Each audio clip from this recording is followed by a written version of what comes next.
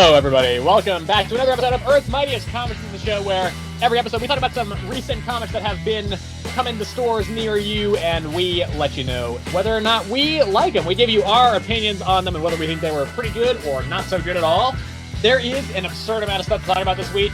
So much, in fact, that we are actually splitting this recording process into two parts. You will not even notice it in the episode. I'm going to seamlessly edit it all together. But yeah, there's a lot to talk about, and we didn't really want to record for 3 hours straight, so we're gonna chop that recording session into two here. And the first thing we are going to be starting with is Doctor Strange number 16. So this is 15. Is it 15? Shit, I was thinking about that earlier.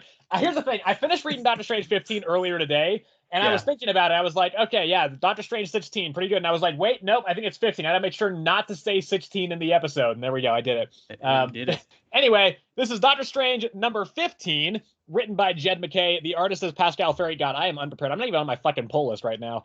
Oh, really? Well, it is. Yeah, you're right about Pascal Ferry.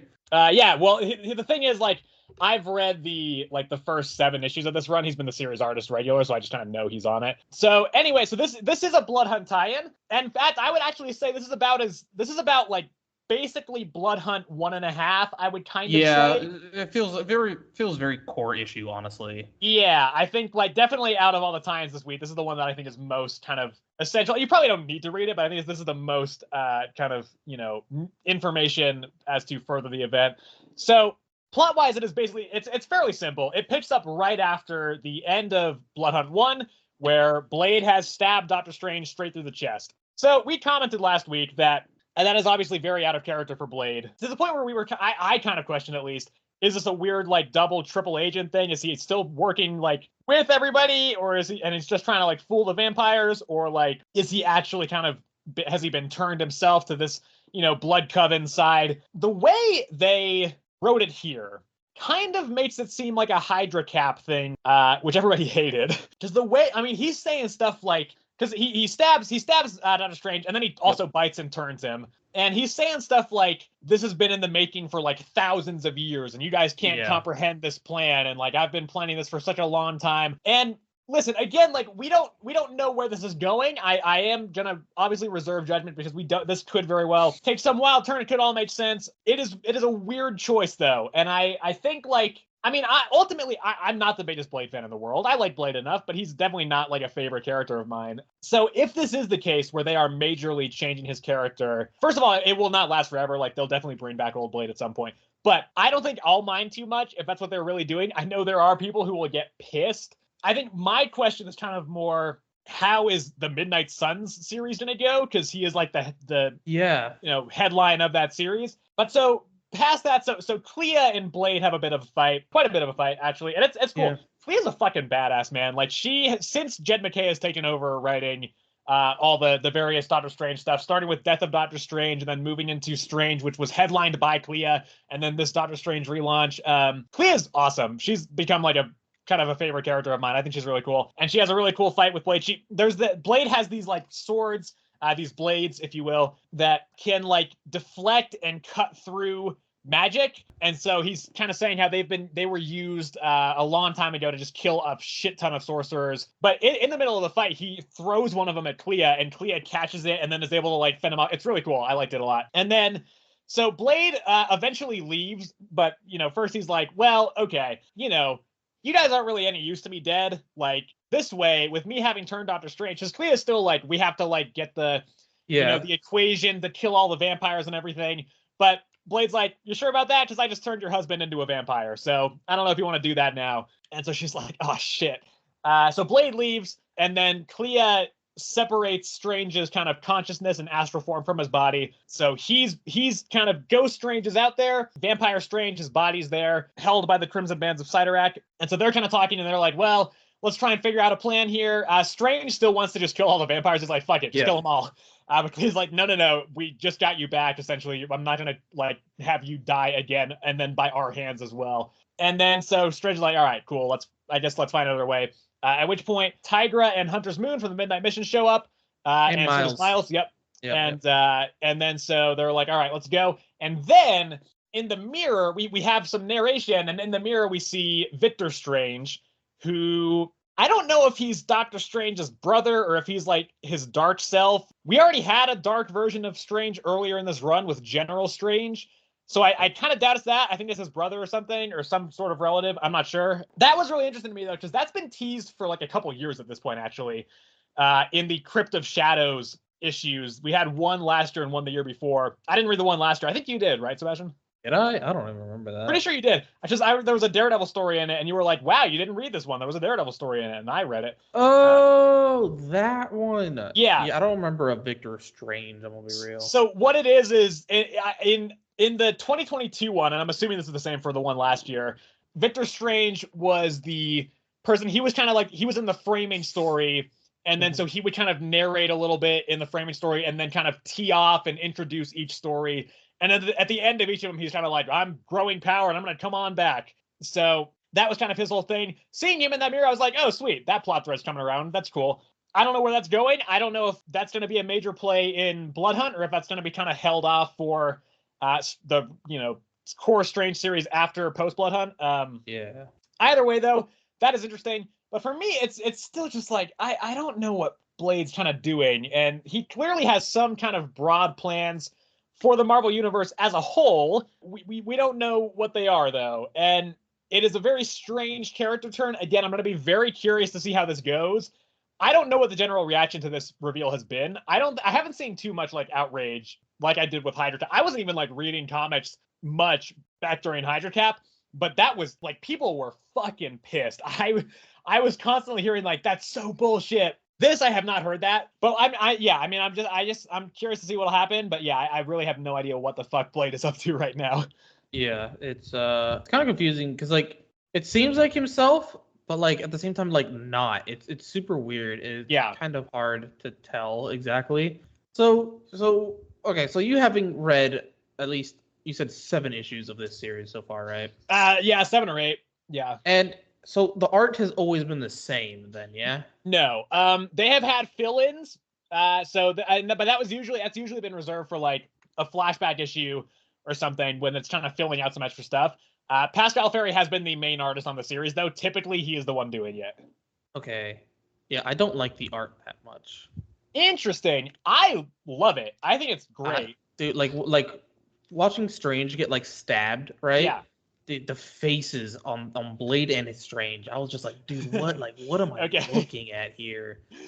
Like they don't look played away or anything like that. Yeah, like, it's just like I was just like, dude, like this just doesn't look it doesn't look drawn well at all. Like at all. I didn't like the and then like Clea and like her weird like ethereal form too. Yeah, the Faultine form, yeah. Yeah, I was just like, dude, like I didn't like it at all. I didn't like the art at all. But I think what I do like about it is I can kind of understand the faces. I don't mind them, and maybe I just settle into that aspect of it, but I love the kind of trippy, like psychedelic kind of vibe that the art has to it. It's actually less evident here because this is a little bit more of a grounded story than a lot of this run has been so far. But that like and the use of the colors as well from Heather Moore and just how it all blends together, I think is really kind of interesting and I kind of dig it for this series. Like the one thing I will say that I thought was drawn really well was actually Strange in Vampire, like when he was Yeah, I was gonna bring that up. Yeah. I was like, okay, that looks really good. Like that actually looks really good. But like the rest of it, like and like the Midnight Mission and Tiger and Miles, like those looked fine, for what they were, like whatever. But it's just like the other 3, I was just like, dude, like I don't really like the way this is drawn at all. Yeah. But that aside, story wise, basically kind of what everything you just said. Like Blade is just like he's acting not really like himself, but like I don't know. I don't know the Hydra Cap stuff. I remember I was following Marvel on Twitter at the time, so I like know that happened, but I didn't know people hated it, Oh, people were pissed, yeah. Yeah, so that's So I don't really know how that was resolved either. I thought that was like some alternate thing that was happening. I think it was, ultimately. Okay. Yeah. So I don't really know what's going on with Blade. He's definitely it's definitely weird because I definitely don't like this is definitely out of character for Blade, but like the way he's acting at the same time, it's just like kind of Blade. I think his voice is very similar, and the way he talks might be what it is, because his actions are very not Blade-like. Yeah. But I think the way he's written, the writer's feel for the voice, I think is similar enough that you can still be like, okay, I could see this actually just having been Blade's plan the whole time. Again, that would be wild. I really don't think they're gonna go that way. It would be a bold move, but yeah, seriously, I can't see them doing that. But if they do, like, props to them if they're able to do it well, at least. Yeah, right. But yeah, ultimately, I think, so far for me, Blood Hunt's off to a pretty good start. I agree. Yeah, I've actually been pretty enjoying the story, at least. This has been the first one art-wise that I haven't liked. Yeah. But yeah, story-wise, I've been enjoying Blood Hunt. So yeah, this issue, I gave it a 7. Okay. I will say this is probably my favorite of the Blood Hunt tie-ins from this week. We are going to talk about the rest of them at the end of the episode. We're going to do a big block like our Night Terrors thing back at last year. But I just want to start with this one because it does feel like this is kind of the biggest, holy shit kind of stuff in the stuff we read this week. But so I think this is probably my favorite of the tie-ins from this week. Okay. I don't like it as much as the Vengeance of the Moon Knight one from last week. Granted, that was kind of barely a tie-in to Blood Hunt. Yeah. But still, if we count it, then I think this is under that. Other than that, though, I think this would be my second favorite, period. Although there were actually quite a few good tie-ins this week, I think. Yes, there were. And so I'm going to end up giving this one an 8. I think it was pretty good. All right. So then, moving right along, let's talk about Captain America. Okay. This series is fucking weird. Yeah, honestly, yeah. Yeah. So this is, I will say, I do think that since this series has kind of switched gears and angles a little bit over to the fucking change agent story, I definitely think it's been better. I think this arc has been much more kind of interesting and actually kind of engaging than the first one was. This issue picks up, so it's kind of told on medias res a little bit, because it starts with Captain America just picking up a penguin in the middle of the Chilean desert, and then we kind of flash back. We see Lyra giving him the mission to go and find this change agent who is a mutant. He's a mutant who is able to kind of like shed his skin and create like other like puppeteer versions of himself. He's got multiple powers, really. Yeah, because he can also he can shoot like acid and stuff from his hands. Right? Yeah, he can shoot toxins from his body out of his body, and then also like basically regrow limbs. Yeah, in a sense, it's not like a healing factor, but it's right. And that toxin power is ultimately how his mom died, because he was getting attacked by a dog when he was a kid, raised his hands to defend himself. The toxins just shot out, accidentally killed the dog, and then his mom came over to like make sure he was okay, picked him up, the toxins were still on his hands, and she was dead. So anyway, so Cap goes off on this mission, and he goes to find this guy. I think his name is Carlos. I just remember his nickname. I don't remember his nickname. Skins. Oh right, yeah, but with the Z. Yeah, with a Z. So he goes to find Skins, and when he does, like a bunch of the military show up, and Skins is kind of like, they knew that Lyra was going to send somebody, so they were just kind of watching the area. So they do a big fight. What confused me about this section is it's cutting back and forth between the fight and the front door cabaret, and there's some like musical number going on there. Oh yeah, that's right. Yeah, at a certain point the cabaret just blows up. Yeah, and they're like, nuclear blast. Yeah, and it's like just kidding, and it just like unblows up, and I was like, I don't know what the fuck happened there. But yeah, like I thought it was like right. So I guess it was.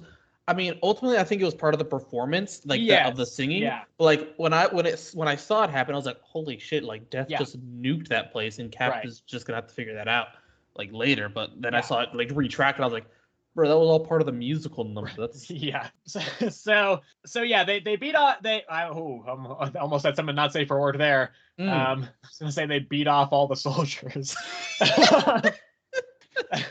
They fend off all the soldiers, and so they go, and Cap's like kind of leading this guy over. They're gonna take him to. I don't think they're gonna take him straight to the front door cabaret. It sounds like they're gonna go pick up another change agent first. Yeah, the one in London.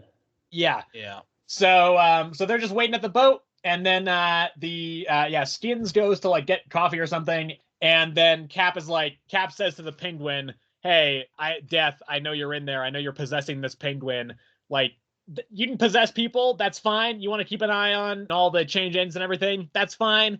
But like, let go of the Penguin. And so Death actually listens for some reason. Maybe just because Captain America is that persuasive. And then the Penguin just jumps into the ocean, and that is the end of the issue. Yeah, I think on the note of letting go of the Penguin, right? Because Cap is like, I know you're wanting to like look after us to see how we're gonna beat you, and that's fine with me. But I think it was like he was like, I'm not taking the Penguin with me, so you might as well let it go, type of thing. Yeah. So it's like obviously the Penguin is not gonna swim faster than a boat. Right. I think Death knows that, so he just like let the Penguin go. It's like, why else? Yeah. I don't know. I mean, I think this issue is not bad. No. I like the change agent angle. I like the kind of different kind of unique stories that we'll be getting from this. I think J. Michael Straczynski is still not getting a great feel for Cap's voice. Unfortunately, it still feels a little bit strange, especially compared to like we read Avengers this week, and I feel like Jed McKay nailed Cap's voice over there. I don't feel like J. Michael Straczynski is quite getting that here. I am happy though that Jesus Saiz is back on the art. This is the first issue he's done since issue number 3, so I was really happy to see that. I think it looks mostly pretty good. But yeah, I do think like these plots are interesting, and I am once again like genuinely curious and on board to see how this story goes. And that was not something I could have said like, I don't know, 3-4 issues ago. All right. Yeah, honestly, didn't really mind this one that much actually. I thought it was pretty good. I will say the boring for me was a little slow. Just Cap at the cabaret again. Yeah. Getting the mission. I thought that part was a little slow. I feel like we've like already known this conversation. Like we already knew this was happening. Right. So I don't know. Yeah, that's fair. I don't see why we had to they had to give us the whole entire conversation all over again. But yeah, the action scene I thought was fine. Skins in action, just throwing fucking green goo on military people and watching them melt. But yeah, besides that was pretty much it. I guess, I don't know. I guess they're going to London now to find another change agent. And from there, they're going to go back to the cabaret. And yeah, honestly, I didn't mind this one too much. I thought it was pretty alright. Still pulling it. Let's go. And so, but I gave it a 7. I have kind of been waffling between the 7 and an 8. I think I'm going to give it an 8. Again, I'm intrigued enough. I don't know if it was quite as good as the last issue, but I still think it's solid enough that I'm very interested to kind of see how it goes. All right. Okay. Moving on, I will talk about Daredevil number 9 here, written by Saladin Ahmed, and the artist is Juan Cabal. Listen, oh man, this is fine, I guess. Honestly, here's the thing: I really wanted to like this issue. Dude, this cover is the most egregious thing. Yeah, it's not great, is it? It has nothing to do with this. Yep. What is this on this cover? Yeah. Yeah, and also I'm not really a fan of John Romita Jr.'s art in general lately. Like, he's one of the absolute greatest Marvel artists, period, ever. I do not think his art has aged well, though. And so I think the cover art's not great, and in terms of like what's happening on it, very misleading. As far as the plot goes, okay, so it starts off, there's a big fight between Matt, Elektra, and Bullseye at that big theater they were in at the end of the last issue. So they're all fighting. At one point, Bullseye's like, there's so many of the heat in here, like, why are you guys not helping? And Elektra and Matt kind of intimidate them off. Yep. They do, I think, fight some of them, and then at a certain point, everyone else is like, this is fucked. I'm getting out of here. So that ends, they leave, and then so they're kind of sitting on a rooftop, and they're kind of talking because they're like, Fisk is acting really weird right now. We don't know what he's doing. This feels like Kingpin, like early Kingpin. Like, his moves aren't really making any sense. So Matt's like, we can't really go after them, but I know someone who can. And Electra's like, all right, well, you're gonna have to make that visit yourself. And so he goes and he goes and actually talks to Foggy for the first time this series after like Ding Dong ditching him for like 18 times in a row or something. And also Cole North is there as well, which is cool. Glad to see him. I really did not expect to see him in this run at all. I don't know who that is. He was a big player in the Chip Zdarsky run. He was essentially a detective from out of state who was like, all you New York people are going too easy on these vigilantes. I'm gonna absolutely just destroy Daredevil here. But then over the course of it, as Daredevil, as Matt as Cole kind of saw what Matt was doing and saw kind of, how dedicated he was to the city and saw his whole like ideology and everything, he ended up kind of converting to his side. Even went with him over to Asia when Matt and Elektra went to and got married to lead the Fist to fight the Hand. So then he got over on Matt's side eventually. But so they're over there, and God, how does this end? I know. First of all, Foggy gets pissed at him. He's like, "Why the fuck did you not tell me that you were alive? You say everybody forgot about you, but I have been thinking about this nonstop since you died." And so he then kind of talks to Cole a little bit. Matt goes up to his room, and one of the kids that he's fostering is up there and has his Daredevil suit. And he's like, "What the fuck is this?" So I really, really wanted to like this issue because I knew that this was the one with the Matt and Foggy reuniting. Oh, okay. And I thought that if that was written well, then I was really prepared to love this issue. And also the fact that that the kid finds Matt's suit, that'll have some potentially interesting ramifications for the future issues of the series.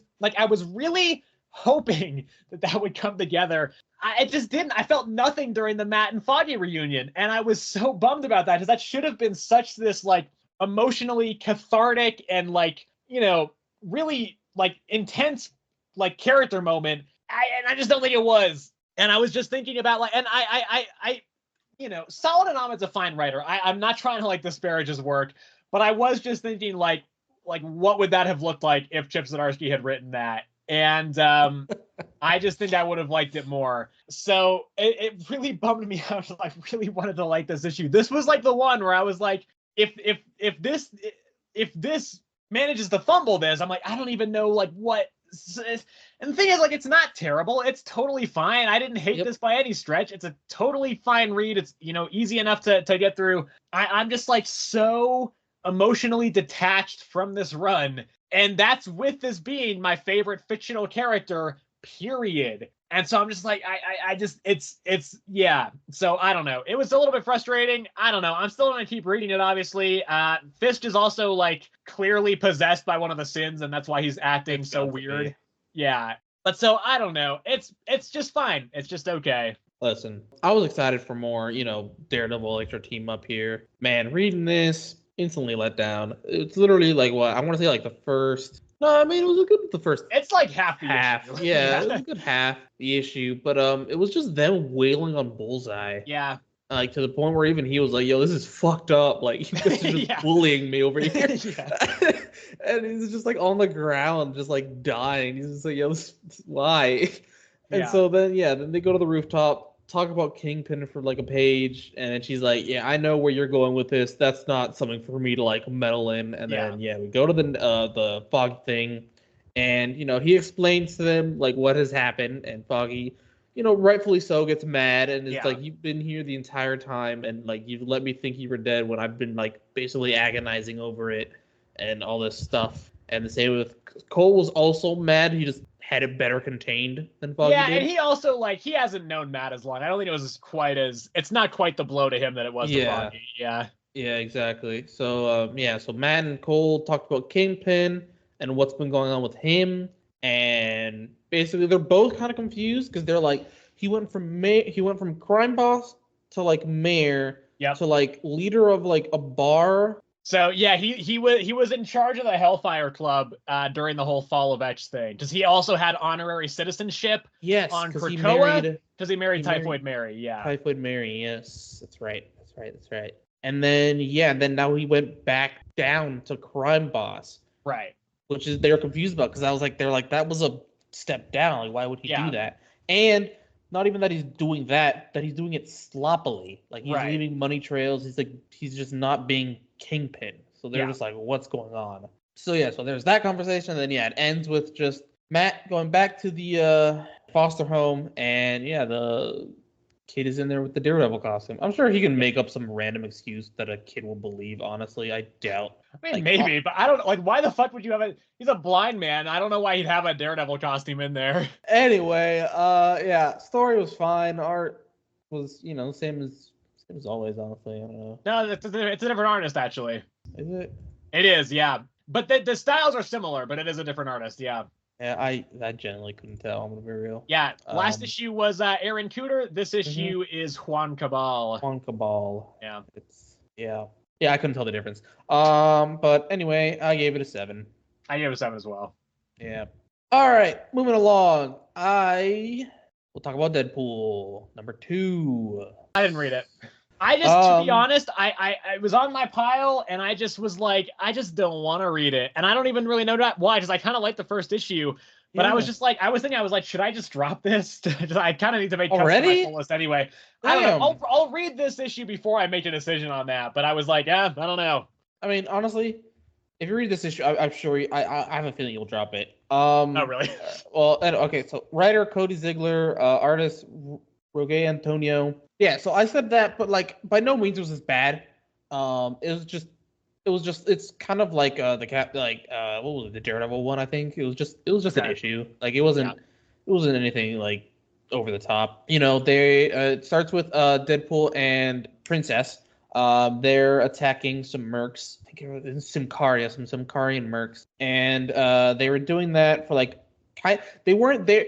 They were on a plane. They jumped out and they started attacking these people for a jacket. And yeah, I don't know. Anyway, basically they were doing a job to get money to buy a office space back in, I think, New York, if I'm not mistaken.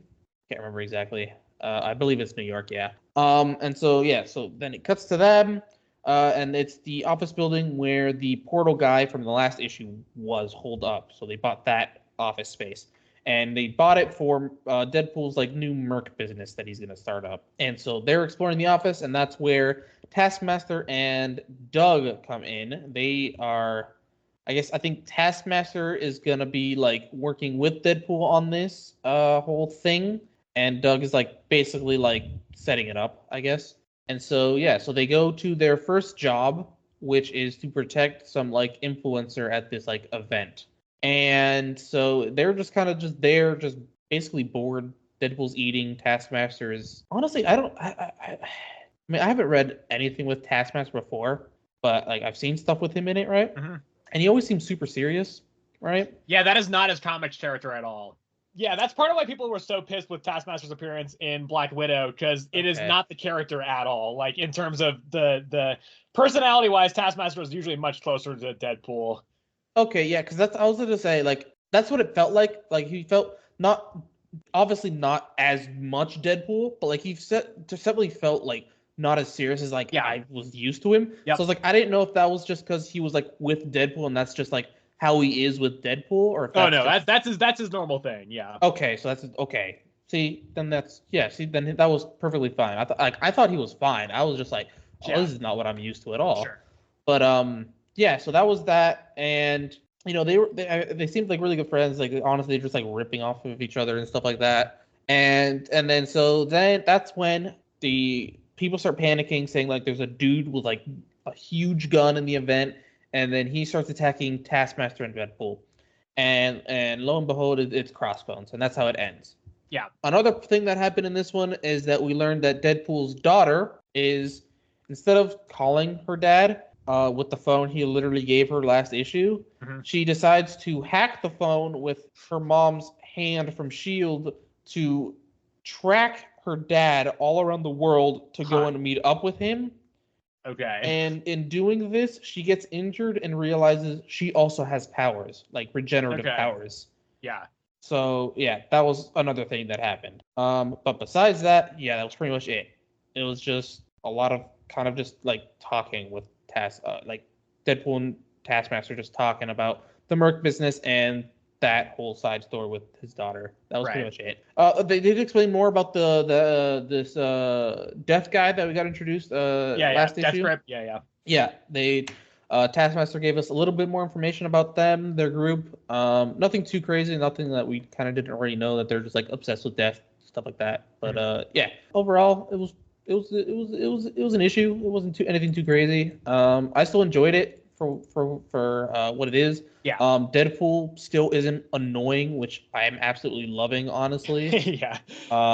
He's been like really toned down, which is honestly so nice. I hated it when he would get like super, super annoying. Mm-hmm. So this has been a really nice nice change of pace for Deadpool, I think, and I've been really liking it so far. So yeah, I gave it an 8. All right. Well, that'll lead us into the next one. Next up, we're going to go with Beneath the Trees Where Nobody Sees. So this is an indie series from IDW. It is written and drawn and colored by Patrick Horvath. This is a 6-issue miniseries. We have not talked about any of this up to this point. I had heard it was great, so I only read the first issue because I had a lot to read today. I had a lot to read this week, but Sebastian read the whole thing. So I guess I'll probably just start with my thoughts on the first issue, and then you can kind of go into your spiel for the rest of the series here. Yeah. But so yeah, I read the first issue. Basically, the premise of the series is it's set in this like kind of cutesy like animal town where all the animals are they're like talking to each other, kind of anthropomorphic, and they're all just having this like very just chilled little small town that they're all like running together. It's all very cozy. It's all very nice, except the bear is a murderer. The bear is a serial killer. I don't remember her name, but it's like Samantha. Oh, it's Samantha. Yeah. So the bear is a murderer, and so I knew that was the premise going into this. I had already known that was the premise, so I wasn't surprised by it. However, I kind of wish I didn't, because that reveal I think is really well executed. Where essentially, again, first half of the issue, just a chill like little slice of life, day in the life of this little animal town, and then Samantha leaves the town and starts going into like, well, I just play by a few rules here. And essentially the rules are she never kills anybody in the town, and then also that it's always random and that it's never like a personal thing. And so she goes into like the big city, which is right by, again, where like people go missing all the time. And then she like buries them in this patch of woods. And so that's kind of the basic premise. So what happened? I mean, first of all, the murder scene in that first issue is pretty gruesome.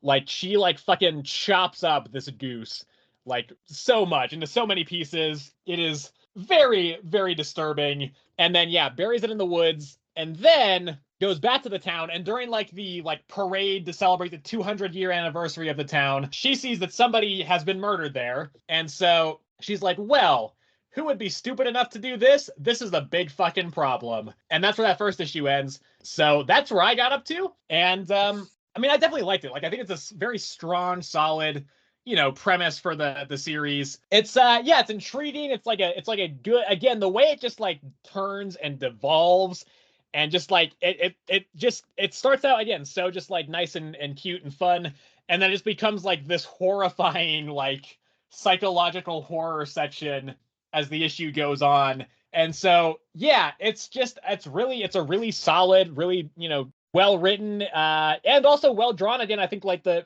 art style suits the first part really well and makes you it lulls you into this false sense of security. So then when the actual gruesome murders start happening, it's like, holy shit. So I think just all around it was a very solid first issue that I read, and I would definitely probably keep going with this. But for now, I only read the first one, and so I'm just gonna give that one an 8. An 8? Yeah. Wow. Yeah. That's, honestly, to me, that's surprising. That's low for me. I don't know, man. Yeah. No, this fucking series. I absolutely loved this. This was great. The first ones, especially the first one, like that's one like blew my socks off. See, it was kind of like nice for me because I kind of went into it not like I remember you had specifically told me it was something about like murders or something, if I remember correctly, but like I didn't know it was like her specifically that was doing it. So when I like found out, I was like I was reading, I was like, okay, so when she was like going to the city, right? She like starts recounting like it's always random, all that stuff. And I was like, okay, so she's the murderer. And then I was not expecting it to be so gruesome though either. Yeah. Like you said, like that, dude. It's just like right, like she like basically like chloroforms the duck. Yep. And then takes the duck to a location, hammers a nail into their head to essentially like kill them, but like with no mess, right? Mm-hmm. It like she says it like separates their like brain stem, something like that. I don't remember exactly. But then also slits its throat as well. Yeah, she like she deep bleeds them and then proceeds to chop them up into little bits, stuffs them into paint cans, and then buries the paint cans so nobody can find it. Like that's super ridiculous. And like she doesn't really have like a motivation to do this. She's just she just seems to be like, I just need to kill people. She says something at one point about like that's the only thing that calms the voices for a little bit.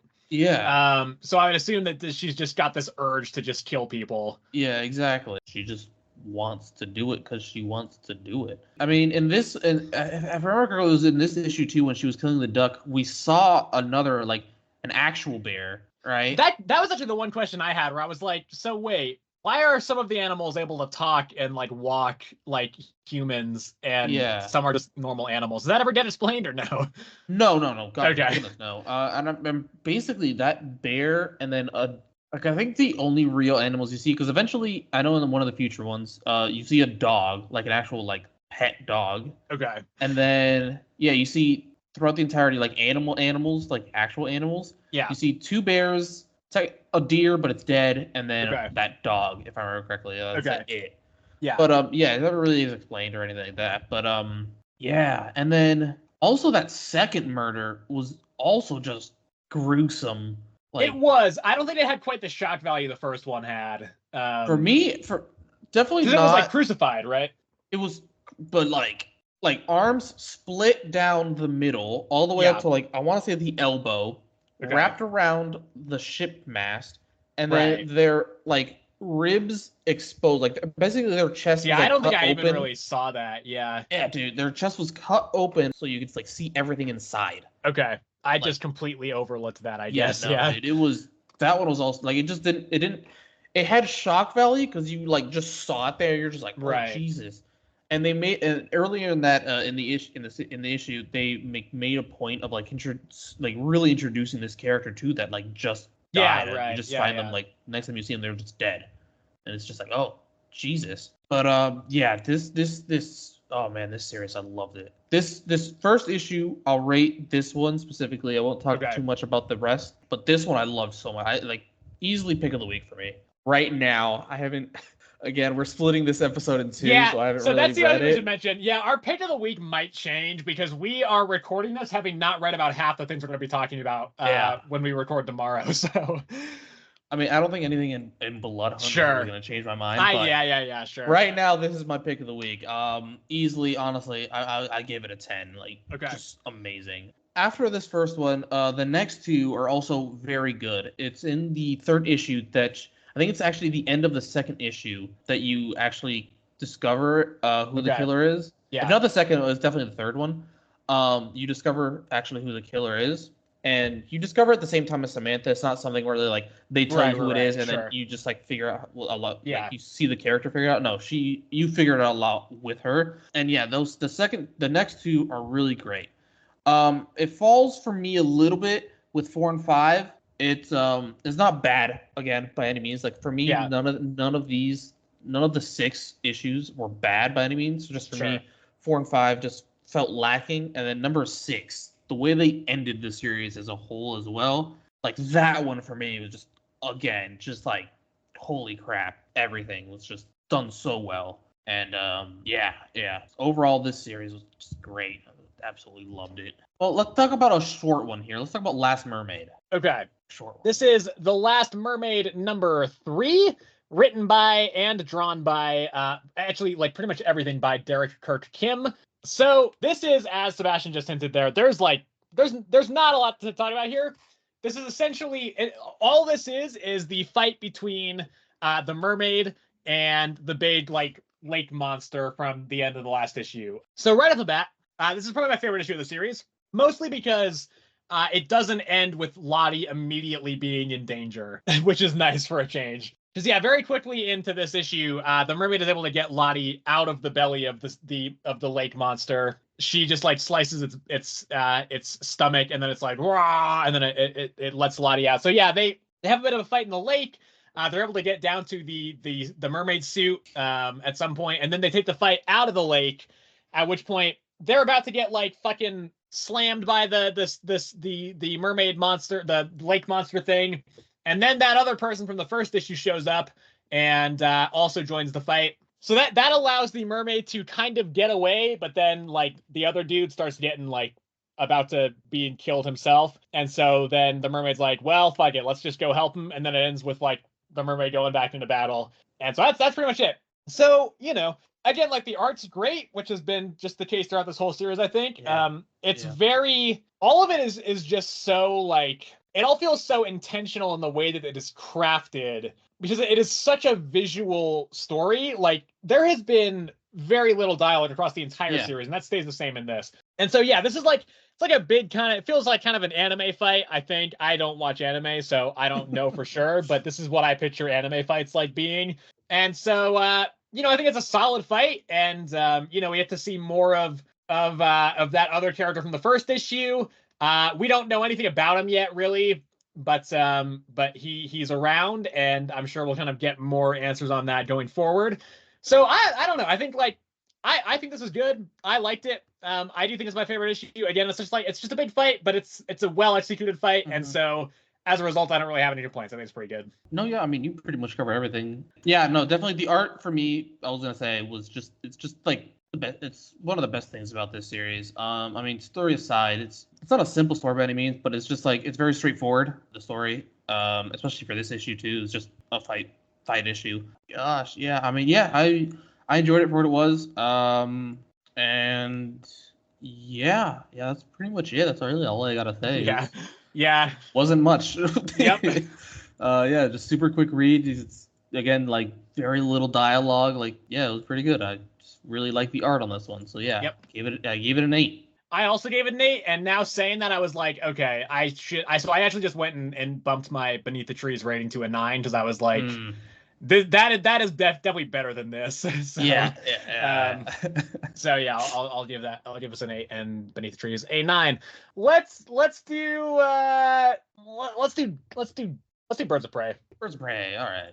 This is Birds of Prey number 9, written by Kelly Thompson. A couple artists on this. We have Jonathan Case and Gavin Guidry. So again, not a whole lot to say on this. They essentially, it picks up right where the last one left off, where the birds go into that weird portal, and they end up in this weird like gray dimension where everything's sad and gray and empty. So not all of them are there. Maps was not able to make it through the portal. She got bounced off. Meridian or Meridian. Yeah, I think they call her Maps sometimes. Where did you see that? In previous issues, there's somebody named Maps in this run, and I think it has to be her. No, that was me saying freaking Throb Master there, bro. Like, you made up a name here. No, I am positive somebody has called this character. Okay, I'm gonna fucking look this up right now. Meridian. Yeah, okay. Meet Meridian, aka a grown-up version of Maps/Mia Mizuguchi. Anyway, yeah, Maps got rebounded off the portal, so she's not able to go there. So she goes and talks to Oliver Queen over in Star City. For some reason, Zealot's just also there. I don't know why. Was that Oliver? I think so. Oh wait, no, it's Cole Cash. Oh yeah, I was about to say I don't know who the fuck this guy is. I don't know who. I assume him and Zealot are probably together. Yeah, right. That makes a lot more sense, because I was like, why the fuck is Zealot in Oliver's house? Yeah, okay. Because it did also say Star City, so I was like, well, that's where Ollie lives. I mean, yeah, I could see why you confuse the two. Yeah, I guess this guy is also he's an ex-soldier turned superhero / vigilante known as Grifter. Oh, yeah. So okay. Anyway, so Zealot agrees to kind of help Meridian go and help out the birds and try and find them. Meanwhile, the birds, they all kind of they walk through this area. They find Barbara in the pit, except it's not Barbara. Cass figures out that it's not Barbara, and then Dinah uses her sonic scream thing to vibrate this demon out of her, and so Babs turns into a big demon thing. And then so they find another portal, and they're like, all right, let's go. And they jump through this other portal to some other unknown place, and they're like, I hope you're not here, Babs, but we'll come back and find you if you are. So I think this was fine. I don't think it's quite as good as the past couple have been. Mm-hmm.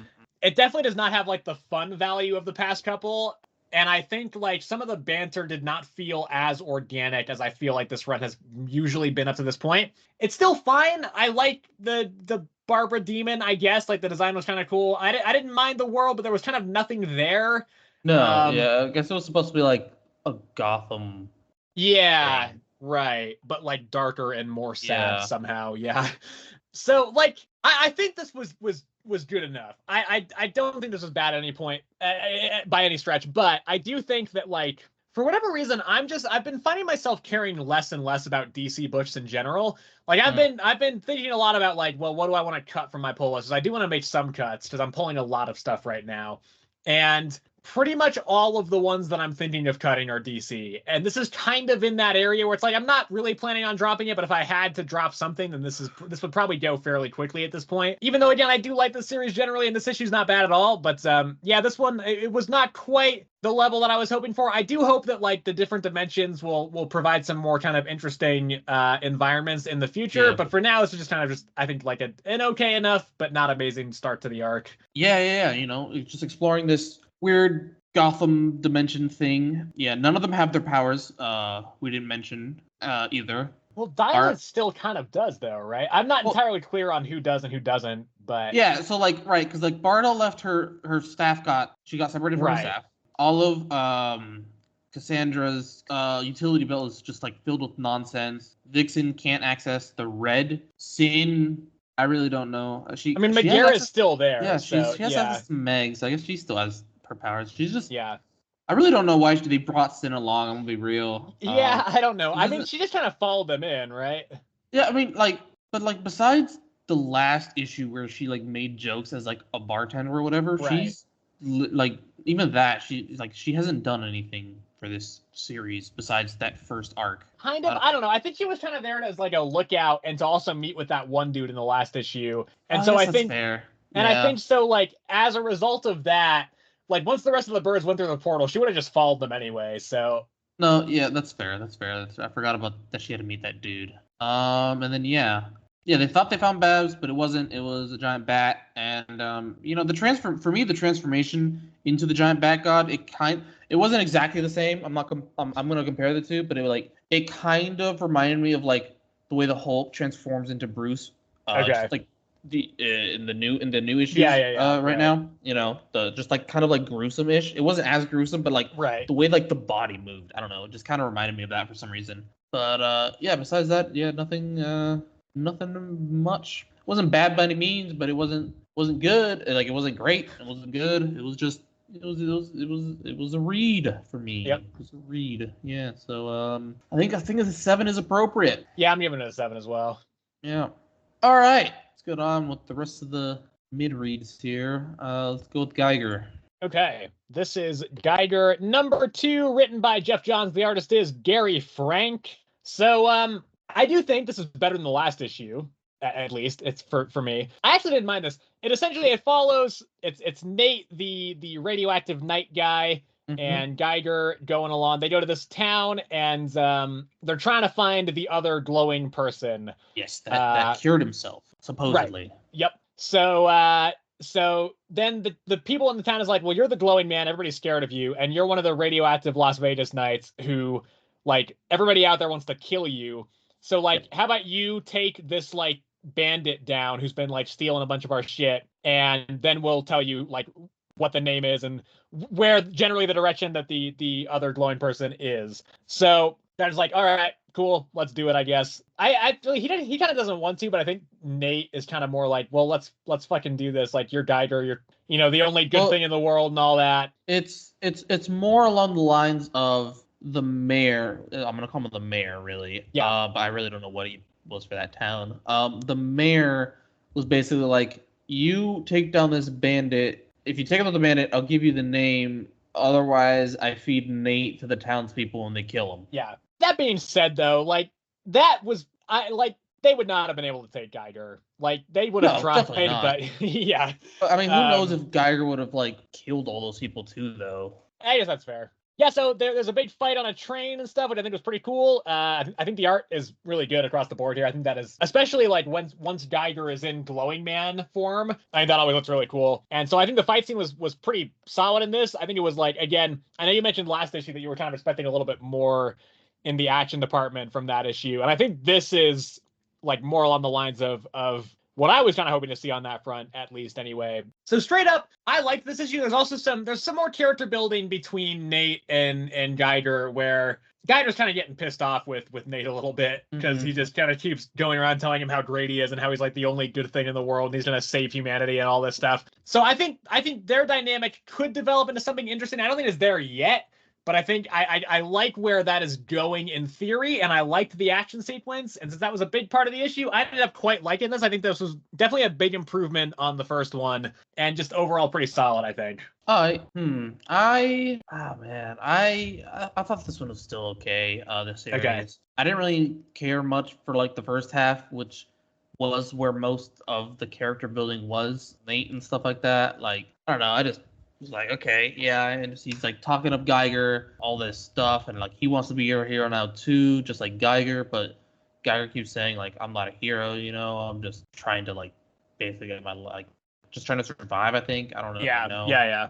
And then the second half was, in my opinion, better, which was, it was the action sequences, but it wasn't even just because of that, because like even the action sequence wasn't even like anything really impressive. It was just Geiger in his glowing man form walking towards the bandit. Like that's pretty much it. Like I think that's all the action it was. I guess they rode motorcycles onto the train, so I mean, if you want to count that as the action too, yeah, that's pretty cool. But, yeah, that was sick. Yeah, I really like the art for when he is in his glowing man form. I think that it looks super cool. As much as Geiger says he's not a hero, like he's not also a villain. Like he doesn't, right? Because he was tasked to take down the masked man, right? And he found the masked man, and he realized it was this, like, he was stealing all this stuff from the town to feed his like family, right? And so he said he killed the masked man to town, but he really told them to just basically like move along and stop. Did he though? Because I thought that mayor was like, okay, well he did the best he could. Let's hope he doesn't come back. No. He like, right, because he like turned in the mask and it had like blood on it. I'm putting air quotes around this, like you can see me, but like blood, and it was like broken, spot. So like it made it seem like he killed him. Yeah, and then we got a new villain question mark behind that at the end of this issue. Oh, right, because that other dude just kills the bandit, right? Right, I don't know if he I think he did kill him, but like at the same time, I'm gonna say he killed him too. Yeah, I don't know. He shot a bunch of blue electricity at him, and it looked like he died. Yeah, but then it seemed like he was talking to him too, though, at the end. So I don't know. So I was just like confused. I was like, damn, did you just kill him and then ask him a question? Like that's kind of messed up there. I don't know, but yeah, I don't know, man. I'm still this series is still kind of just like for me. I give it a 6. Yeah, I'm gonna give this one an 8. I think this is pretty good.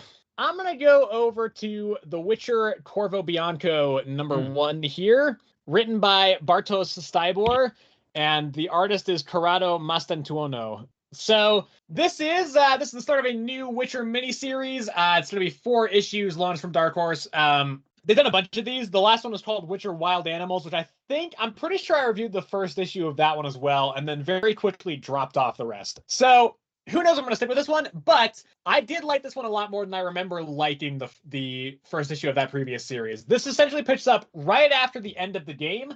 So. Or actually, it's not even after the end of the game. It's after the Blood and Wine DLC.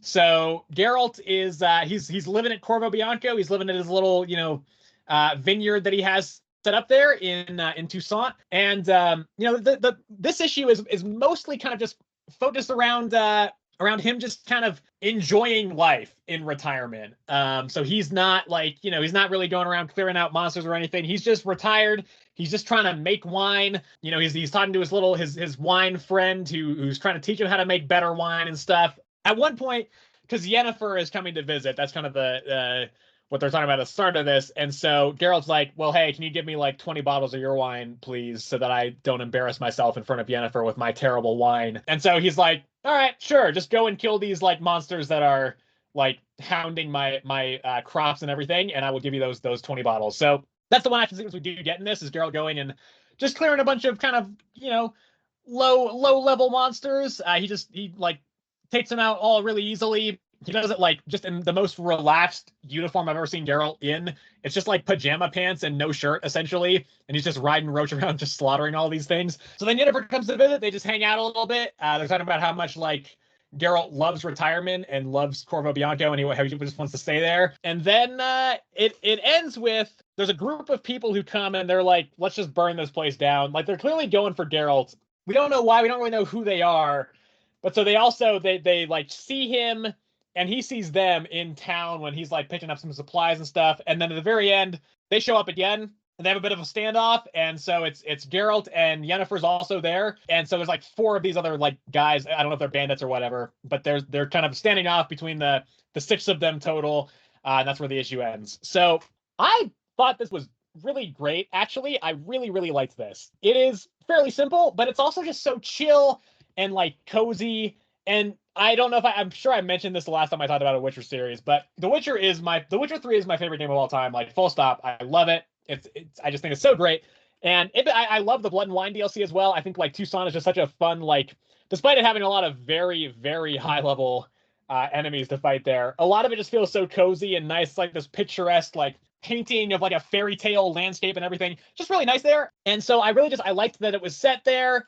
I just a really fun, like cozy little, like comforting read. And I really enjoyed reading it. So this is actually, I think this is my pick of the week, actually. And I'm gonna give this one a 9. All right. Hey, yeah. Yeah, I still haven't beat The Witcher, man. I really gotta do that. Yeah. I don't know how far you made it to Skellige, right? Dude, I made it so far. I basically made it to where the Wild Hunt attacked the castle. Oh, Kaer Morhen. Okay. Kaer Morhen, yeah, that one. Yeah. That place. Yeah, okay, so you are like 2/3 of the way through that game at least. Yeah. Yeah. No, I made it really far, and then I stopped playing, and then I restarted and stopped playing again. So. Anyway, let's continue on here. We'll talk about let's go with Ain't No Grave here. Okay. This is what I made Sebastian read this week. This is Ain't No Grave. Number 1, written by Scotty Young, and the artist is Jorge Corona, who is currently having a big boost in popularity from him being the new series regular artist on Transformers. And that is why I picked this up, because the premise, I didn't know much about it. I just knew it was like a Western, and I knew that Scotty Young and Jorge Corona was the creative team. And I was like, yep, sign me up. I'm totally cool with that. So this is also fairly simple. I think, first of all, the standout thing, I think, by far, is the art. I think it's just fantastic across the board. It is so good. It's very stylized, but it's crisp and clean. It just looks great. There's some like big double page spreads of landscapes and big canyons and stuff. It just all looks great. Plot wise, the story here is that there's this bandit, former bandit, yes, who I think, what's her name? It's something Ryder. Her last name's Ryder. I don't know what her first name is. Yeah, so she was a former bandit, but then she started a family, and then she was just kind of hanging out. She had like a nice little home. She had a kid, and then, however, she gets diagnosed with some sort of illness. I assume it's just like cancer, but they don't. I assume it's. They don't specify, I don't think, but it's probably something like that. And whatever it is, it's terminal. And like, so essentially they're like, you don't have long, you're going to die. And so she is essentially like, well, fuck that. I'm just going to leave my family now and I'm going to go kill death. Yes. So she takes a long journey on horseback, and then ends up going over to the city where death lives. It's like a like John Wick system where you have to like give a specific type of coin and you have to give more than one, and then the person who kind of looks like the Resident Evil village merchant will like then let you through.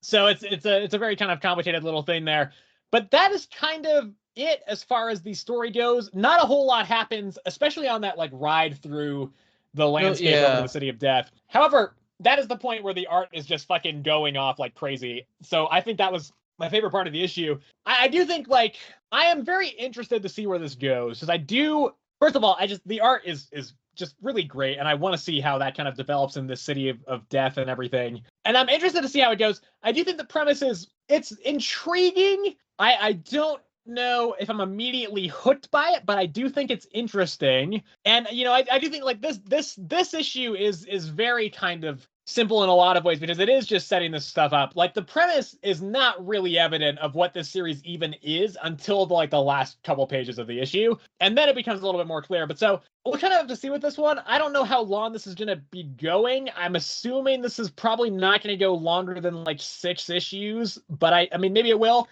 But that's kind of the vibe I get from this. I don't know how much story potential there is here as it unfolds. Regardless, though, I do think it's an interesting first issue. Again, the art, I think, carries a lot of it, but I think the story's not bad, and it's also, like, pretty light on dialogue. So with the art being this good, I think, the story being somewhat simple is not as much of an issue to me because it's not heavy on the dialogue and the art is great. So I am planning on picking up the next issue. We'll see how this kind of plot develops, but for right now, I think it's a good start. Not necessarily like blowing me away immediately, but I think it's a solid enough start for what it is. Yeah, no, yeah, I agree with you. It was pretty straightforward as well. Pretty straightforward. I mean, at first you kind of go into this not. I mean, unless you read the synopsis, I don't even know. I haven't even really read the synopsis. I don't know how much it tells you, but you kind of go into this. It absolutely tells you she's gonna kill Death. Okay. I just didn't read it beforehand either. Yeah. I didn't read it yet. So without reading the synopsis, going into this, you really don't know a lot. You pick up bits and pieces and you keep reading. Like at first, it just starts with her, like just going through landscape, just her and her horse. And then, you basically just like, it flashes back to her with her family, right? It's her husband and her daughter. And then, she was just like playing with them, hanging out, and she just starts coughing up blood. And then it pans again to night, the doctor leaving and basically telling the husband, like, she needs to take the medicine, it won't save her, but like, it'll prolong her essentially. Yeah. And so that's when she decides that, like, I am going to ride again. So she's going to the city of Cyprus, is what the city of death is called. It's Cyprus. Merchant man opens the way, and it was the last page is what really got me, with the double page spread of the city, just in the background with her in the foreground. It looked beautiful, absolutely beautiful, and just her saying, like, I'm here to kill death. Like, beautiful, absolutely beautiful. But you really have no idea what's going on into this until the very last page, and you're just like, oh, okay, that's what this is. Because like I said, all you know is just her walking through, and you saw a flashback of her leaving her family. So you're just like, okay, she left her family for what now, though? I thought she was going to find a cure, and she like kind of knew this place maybe, and she was just gonna be searching around trying to find a cure. No, she's literally just trying to escape. I thought the exact opposite. I thought she was just going to be like, well, fuck it. I might as well just start robbing people again and just be it. Because she was like suiting up. The way her husband was kind of talking to her, he was like, you don't have to do this again. And I was like, is she just going to just start robbing trains now? Like, fuck it. Let's just go fucking buck wild. Okay, like maybe like set her family off before she dies. Yeah, something like that. Yeah. Yeah, I didn't think that at all, actually, because like for me, like she left that behind for her families. I don't know why I didn't think of that at all. But I don't know. No, like you said, it was pretty good. Super easy. Not a lot of dialogue, mostly because it was just her by herself the entire time, just writing through landscapes. The art of the landscapes was absolutely beautiful. And like you said, it's interesting enough, but like it's not like the words you use, like intriguing, but like not to the point where I'm just like wowed, Yeah. But like I'm interested at this point. Yeah.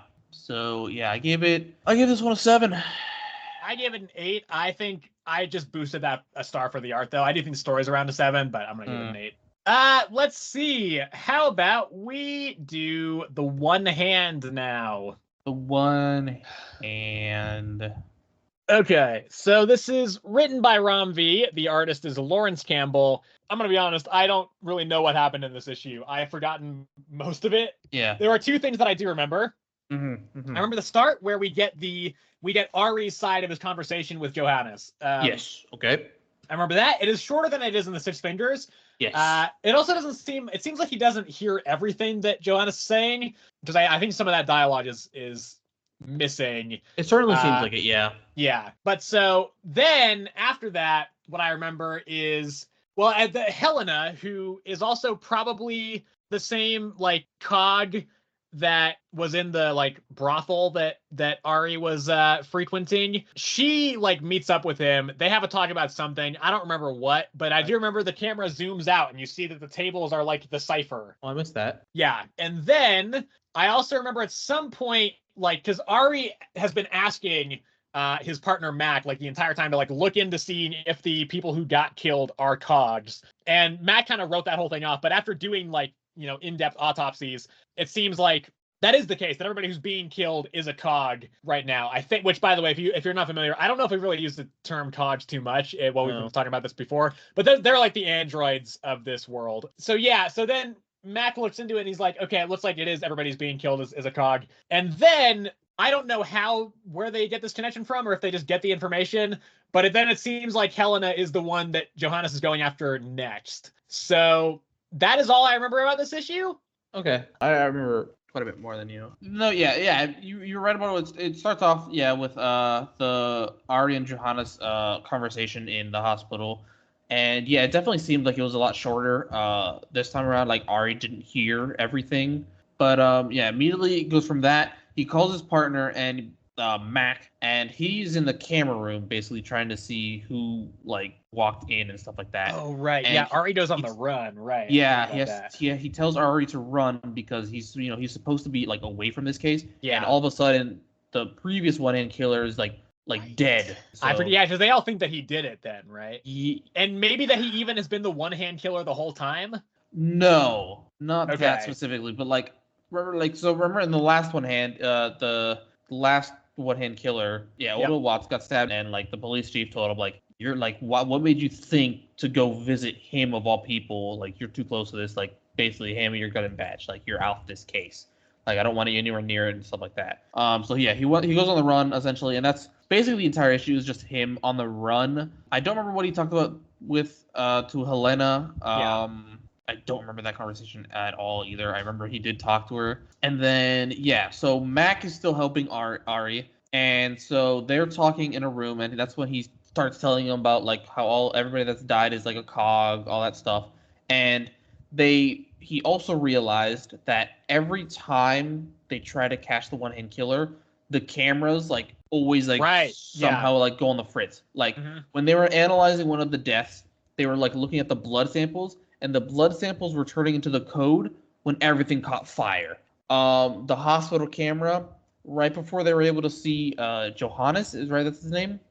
Right before they were able to see him, the cameras like glitched out and didn't capture him. And so basically what Mac did was like he like narrowed down like a path of like all these cameras failing, and it led back to Johannes' apartment where Ari went, and that's where he meets Ada, I believe. Yeah. And so they have a conversation. She tells him like, his name is Johannes, like all this stuff. And she basically tells him that he's going after Helena now. Right. Yeah. Okay. Right. And so that's where it ends. It's just Johannes outside of Helena's apartment building. Yep. Okay. Yeah. Now I do remember that. Yeah. I think like I think this is pretty good. I do like that it's bringing back the whole Helena plotline like into the mix of the main plot, so that it's not just like a weird disconnected side story. Yeah. I also like is Johannes a cog, and is that why he's like here's what I'm thinking, right? Okay. I'm thinking Johannes might be a cog, and that the voice that he's hearing, because we don't know like what the deal is with their programming or something, but somebody might have like taken over that programming and is making him black out and making him go and kill these people, these other cogs. And so potentially it's also like maybe the tunnels are a system that only open for cogs. Like they're kind of like a service system for the city that they can get around, but nobody else can. That's kind of where my theory is right now, is that he's a cog, and that's kind of why everything. I don't know what that has to do with like the cipher being the city, but that's kind of the only explanation I can think of, other than that this is all a simulation. I really hope it's not that. I mean, if he was a cog, though, would he be able to mutate with that sixth finger, though? I don't know. That's the only thing I don't know. Yeah, okay. Because I was thinking about that, but I don't know if they use like skin that is close enough to human to make it look lifelike that it can also mutate in that way. Yeah. So I'm not sure. Yeah. I mean, the thing that I don't understand at this point is, right, like if every death has been a cog, how have they not correlated that at this point? Like they just figured that out. Yeah, that's also weird because it's like, it seems like it'd be pretty obvious once you start the autopsy. Like exactly, like if two deaths are cogs, like that's got to be coincidence, you know. The third one, okay, that's definitely like something's going on here, you know. Like the fact that they just figured that out too is just like mind blowing to me. Yeah. But this one as a whole, I don't know, man. This one's just this side of the story is just kind of boring me. I don't know. I just don't find it nearly as interesting as the Six Fingers side. Yeah, I don't know. I don't know what it is about it. I think it's just like I just don't find Ari interesting as a character at all. That's kind of fair. Yeah. At all. Yeah. I just like The fact, like, maybe like they'll connect, like the last, like obviously in the last Six Fingers one, we realize he's like the other one hand or whatever, is like the other side of the hand or something like that. Yeah. So like maybe when they connect that, I'll find him more interesting or something. Right now, I don't find him interesting at all. I just find him boring. So yeah, this issue as a whole, I'm just not, especially this one specifically. I just didn't really, it didn't do anything for me. Here's the thing. I think this is pretty solid. I think this issue was pretty good. However, I do think I think I tried to separate this from the Six Fingers a little bit, and I know that's hard to do because they are like obviously the same story, but because you're right, the Six Finger side of it is just inherently more interesting. There's a lot of like weird mysteries going on there that are kind of more interesting than just like who's the killer, right? And we've already known who the killer was for a little bit, so like that mystery in this series has been essentially just solved since issue number 2. Yeah, and so I think and I do agree that Ari is less interesting. I think because we know his deal, like there's less questions surrounding him. We still don't know what's really going on with Johannes. And I think that dichotomy as well of, Johannes seeming like a pretty normal guy and then just blacking out and becoming this murderer. I think that dichotomy is very interesting. And so I think comparatively, this series and this protagonist, I think they are both less interesting, at least as it stands now. Who knows? But there's only one issue of this series left. So that's probably how it's going to stay. And so I think comparatively, it's something that I've been saying for a little bit now, where I think both of these series are pretty good. And I do think if they were not both as solid as they were, I think this whole thing would fall apart. I think they are still at least fairly solid, both of them. And Six Fingers is great. They are able to hold together as a whole. But the other problem is when you have a series that is clearly more interesting than the other, it does then make that other series seem less interesting than maybe it would be on its own. And I think that's kind of the problem with this. And so separating it from that, I think this is pretty good. But I do see in comparison to Six Fingers, it's just not as good. And I think that does kind of hurt this series a little bit. Yeah. Yeah, that's probably why though. The fact that like the mystery is just like gone, and that's probably why I like the first one so much, right? Because we started with this one, and the first one, we discover this huge mystery, and we're just like, oh, okay. And as soon as the Six Fingers come out, like it's just immediately solved. They're just like, oh, okay, he's the killer. Yeah. But now the new mystery is like, why is he killing? Right. And so we go back to the one hand in the next issue, and it's just like, okay, so we know who the killer is. We're watching this detective also figure out who the killer is, and we already know. But we already know, We already know, and then we want to know is just basically why is the killer killing, and so we go back to the Six Fingers, and it's just like, okay, this is just way more interesting at this point, Yeah. So, but yeah, I mean, it's like you said, that's probably why it's for me. This one's just like not as good, or I find this one boring at least. But yeah, I don't know. I gave it a 6. I gave it an 8. There we go. Let's talk about Batman. Okay.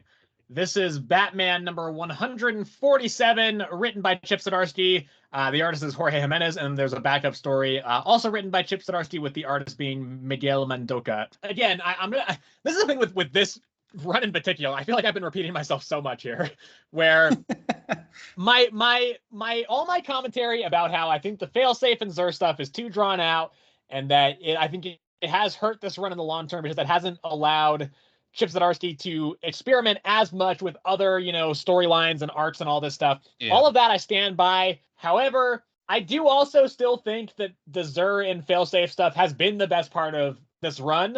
And I think this issue is pretty good because this is kind of the build up to the final confrontation between Zur and Bruce. Presumably it's happening next issue, although I don't know what the fuck's happening anymore because Zur is apparently a huge fucking part of Absolute Power, which is not even starting until July. So I'm just like, what the fuck? But so it does seem like they're going to be kind of confronting each other next issue.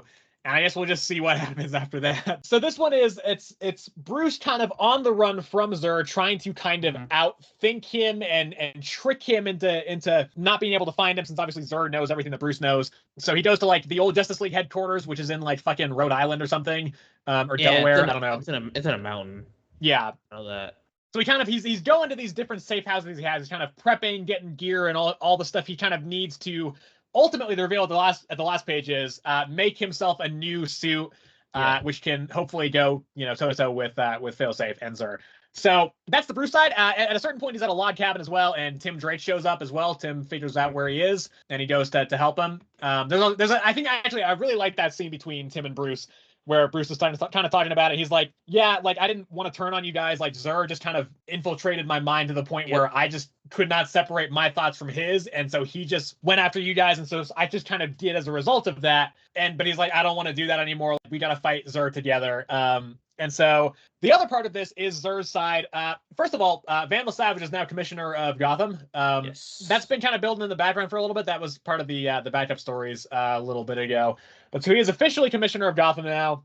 Zur and Vandal have a bit of a conversation on the steps as they're announcing that, where some guy also one of Mr. Freeze's goons tries to kill Vandal Savage because he killed all the other Mr. Freeze goons.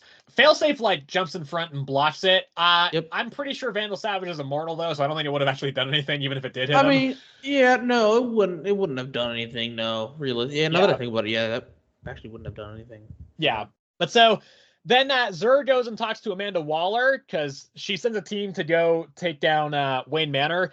Good thing that Vandal Savage bought that because they're like, whoa, the new commissioner is Batman? That's crazy. But then so Damian's there. He takes them out. And then Zur goes to Waller where she tries to kind of recruit him. And he's like, fuck off, get out of here. I don't want to join your fucking team. And then so then he and Damian have a conversation where Damian figures out that Zur is not actually Bruce and that Zur is Zur because Zur is making a bunch of Amazo robots, which he has put the consciousness of other Zurs into those Amazo robots. So Damian has a bit of a conversation with him. It doesn't go well for him. Zur just completely trashes him. And then Zur does kind of say like, oh, well, Waller was right. So presumably building up to him kind of joining her side for absolute power. And I think that's kind of it for the main story. Then there's the backup story where basically it's just the Riddler gets called by Daniel Captio, who's Bruce's and the Joker's old mentor in the ways of the mind, who has now been recruited as Zur / Failsafe to run Blackgate. And then so they're just having a big philosophical conversation while Captio is just beating the shit out of other people. And that's kind of it. And then he's like, you want to join me on my team over here? And that's kind of where that ends. So again, I do still definitely wish that this run had been able to branch out more and do more different things. That being said, like I think this is good. At this point, I'm kind of like, now that we're at the point where Batman is monthly again, post Joker year one, where we haven't been just flooded with the main Batman book, I don't feel as fatigued with the story either. We've gotten a bit of a break. So it doesn't bother me as much. I do just feel like still though, it is kind of wasted potential to a degree of some potentially other like very cool stories, even though again I think this is pretty good. So I did like this generally. I liked the emotional moments. There's some nice little flashback moments showing some kind of character building between Bruce and Tim and Bruce and Barry as well. I like all that stuff. I think that's all good. The art obviously is great. Jorge Jimenez is just one of the best in the business. So I don't have any complaints there. Oh, that's the other big thing I forgot to mention is Zur also makes a Robin of Zur-En-Ah. Totally forgot about that. So, but yeah, just generally, I think it is pretty good. Again, it'd be nice to have some more variants in the story arcs, but for what it is, I think it's pretty good. No, yeah, I mean, I generally like this one actually, as well. Simply because I want to say like the Bruce in this one felt like Bruce, like it actually felt like in character, and we finally realized, or at least. We learned this issue why exactly he hasn't been feeling like Bruce, and that's because of Zur basically like has been in his mind like feeding him basically like essentially fear, like basically to shut them out. But now that Zur's gone, Bruce is like, I realized my mistake of shutting you guys out, like let's be a family again. And that feels like Bruce again. Like when Failsafe first came into play, he like relied on like the Justice League and all that stuff. And like his family to like help him and all that stuff, but like in a couple issues after that, it was just like basically like I'm always by myself now. Like this is how it has to be, stuff like that. But then now we're going back again to being like, let's rely on family again, and that I like that a lot better. It feels like his character that we have developed over these many years. And then the whole Failsafe Amanda Waller thing, leading into absolute power, like you said, I don't know what really brings him over to her side ultimately in the end, because it definitely seems like, I mean, she thinks it's still Bruce, right? She has no idea it's Zur. I think she probably suspects it's not Bruce by this point. You think so? Yeah. Well, and regardless, I'm curious to see what brings him over to her side because, like you said, like in this issue, he was just like, "Fuck off, Waller! Like I want nothing to do with you," or like, "Don't give me a reason to like come after you as well," or something like that. Right. Overall, I don't know really. I think it was just the fact that like, I think the reason I liked this one so much is just because Bruce felt like Bruce, and then his talk with Tim and stuff, it just like felt like him, you know. I don't know. So I generally like this one, and I gave it an 8.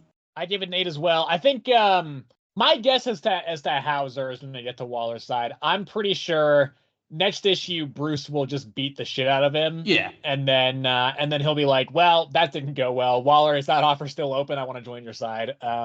So that's my guess. Anyway, let's move along to Transformers number 8. This one is written by Daniel Warren Johnson, and the artist is Jorge Corona as well. This is another one, but I don't remember a whole lot of what happened. I know that there's a brief scene on Cybertron with Alita 1 trying to get Ultra Madness out, and he's saying like he wants her to kill him, and she's basically like, "I'm not going to kill you. I just found you, but if they capture us, I will kill us both." Yes. And so there's that. There's a bunch more like character building stuff between like Carly and the Transformers in particular. Spike gets a little, or Sparky, or whatever the fudge his name is, he gets a little bit of that, but not quite as much. Ultimately, this culminates in like the Autobots are essentially about to make a move on the Decepticons. And so Carly wants to come because she just, for some reason, just loves going into battle with Transformers, even though she's going to get smushed. And so obviously the Autobots are like, "No, we can't let you do that." But then RC is like, "Well, I'll make you like my knight," or whatever the fuck. I don't remember the word she used. Yeah, but it's something like that. Essentially, it's her protege. Yeah. And, they kind of go everywhere together, and RC will train her and everything. And it like bonds them together or something. And Optimus even makes the point, like, you are not supposed to do this with somebody who's not from Cybertron. How would this even work with a human? Like, she's so small. She will do nothing. But RC's like, whatever, let's just do it. Then there's also the Decepticon side, which they do a big heist on a ship. They blow up a ship, and then they go. There's a point actually where one of them, I don't remember who, but one of the Decepticons, Thundercracker, right? He's saying like, "Yeah, we don't need to kill all these guys. Like, they're not gonna do any damage. Just like let them go." And Soundwave is like, "Nah, let's not do that." But so Thundercracker might switch sides here, which would be interesting. And then they go diving on some coordinates in the ocean. They find a big facility, and Astro Train's there, and they break Astro Train out. They'll let him loose, and he's like, "I'm gonna fucking kill Megatron." And that's kind of most of what I remember, except for the fact that Jetfire is also, Wheeljack gets him back up and running, but he can't see and he can't transform, so he's stuck in jet form. Yeah, I mean, pretty much got most everything right. Yeah, so I'll talk about the Autobot side first here. So it was, first it was just Spike and Carly, basically talking about how their like dads died. Carly's still not talking to Cliff Jumper. I'm genuinely just not liking Carly, dude. She's getting on my nerves. Yeah, I'm the same way. Yeah. So she's just like hell bent on revenge, right? Which I can understand to a degree, that like I think it was Starscream like kill her dad, like right in front of her. And so I understand to a degree, but like basically just like get in the way of everything. Like she almost kills RC in this issue. All because she wants to shoot the Decepticon that's attached to Teletran 1 because because that dude knows Starscream. Right. And because of that, she almost kills RC. Like, bro, like, let the Autobots deal with their shit. Like, you're not doing anything. Like, an RPG could, like obviously hurt them, but, like, you're not going to be able to do anything. Like, just leave them be. She's getting on my nerves. But anyway, that's basically it. Like, Jetfire's back, can't transform, can't see, just not enough energon to like really fix him up entirely. What else? And so at the end of the issue, they see readings and they figure out the Decepticons. So Optimus is like, let's go take the fight to them again. Yep. And so switching over to the Decepticon side, it is Soundwave and Thundercracker. They land on a aircraft carrier. and they're like, let's just ride this all the way to our location. And so so they were like destroying all of the jets that are on the ship, whatever, so they can't hurt them. And so that's when Thundercracker picks up like a human, and he's like, how do you feel about like basically like not being able to do anything? And the dude's like, don't kill me, I have a family. And he's like, I mean, yeah, like he puts him down. He's like, yeah, just leave. Like, yeah. Soundwave's like, what are you doing? He's like, they can't hurt us. Why kill them? And Soundwave makes the point, like, yes, I know they can't hurt us, but they'll go tell their superiors that we're here, so I'm killing them anyway. And so they ride it, they sink the ship, and they basically take it. They took that ship specifically because it's powered by like nuclear power, I guess. I think it just has like nukes in there or something, I'm assuming. And they dig up the Nemesis, which is so like Teletrain 1 is like kind of like the Autobot vehicle. The Nemesis is the Decepticon vehicle.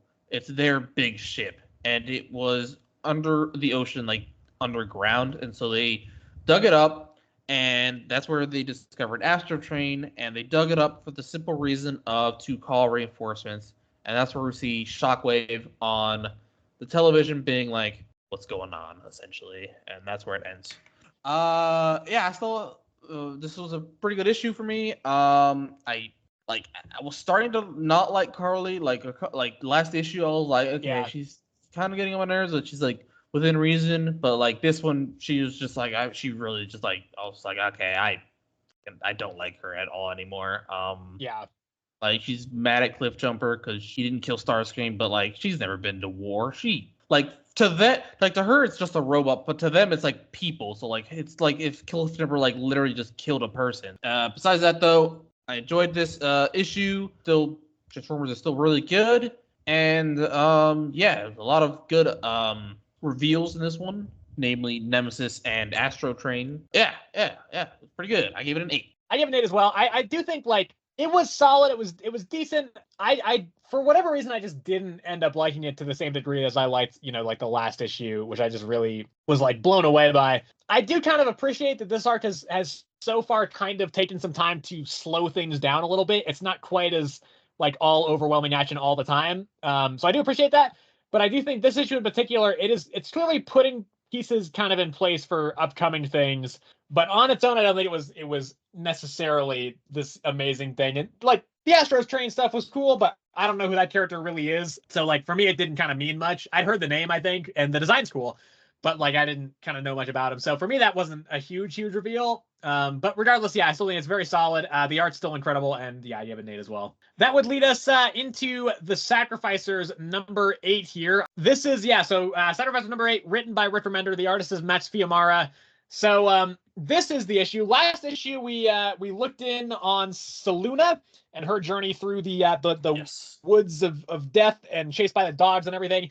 I thought that issue was good, but I do think the constant flashback narration from Luna from a previous conversation they had kind of did break the immersion for me a little bit. I did not have that problem here at all. This was almost my pick of the week. I think this is one of the better issues of this series. First of all, I did not realize that the town we saw getting destroyed, the city in the last issue that got destroyed, was Noomstown, and also like very close to where Pigeon lives. I didn't know that at all. That instantly adds kind of a lot of weight to that sequence from last issue. Yeah. So we have Pigeon kind of going home and hoping that his family's okay, and hoping that they will actually accept him now that he's back. And he gets to his village and it is just completely destroyed, and presumably everybody is dead. Now we didn't see the bodies, so it is possible that some of them survived. In particular, I think the sister might be alive.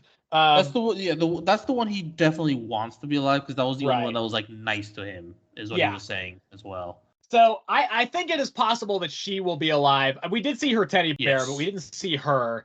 So maybe she's okay, and maybe the rest of the family is too. But right now we don't know. However, I do kind of love the idea that, and I mean, as dark as it would be, I think it would be very narratively interesting if they did all die, because that would really just be like, it would add an extra kind of heart-wrenching twist into it, where they, like, all of them were so fucking like torn up and sad about like having to sacrifice him. Because we did see in issue number 4, his dad was like drinking and very clearly grieving it. like he did not, like he felt terrible about it, and he like really genuinely did miss Pigeon. And so for us to know that, but for Pigeon to just never find that out and just to always think, you know, that just to go on thinking that his dad hated him, like as depressing as that would be, I think that would be narratively a very interesting choice, and I think it would serve this story very well. Yeah, so there's that part, and then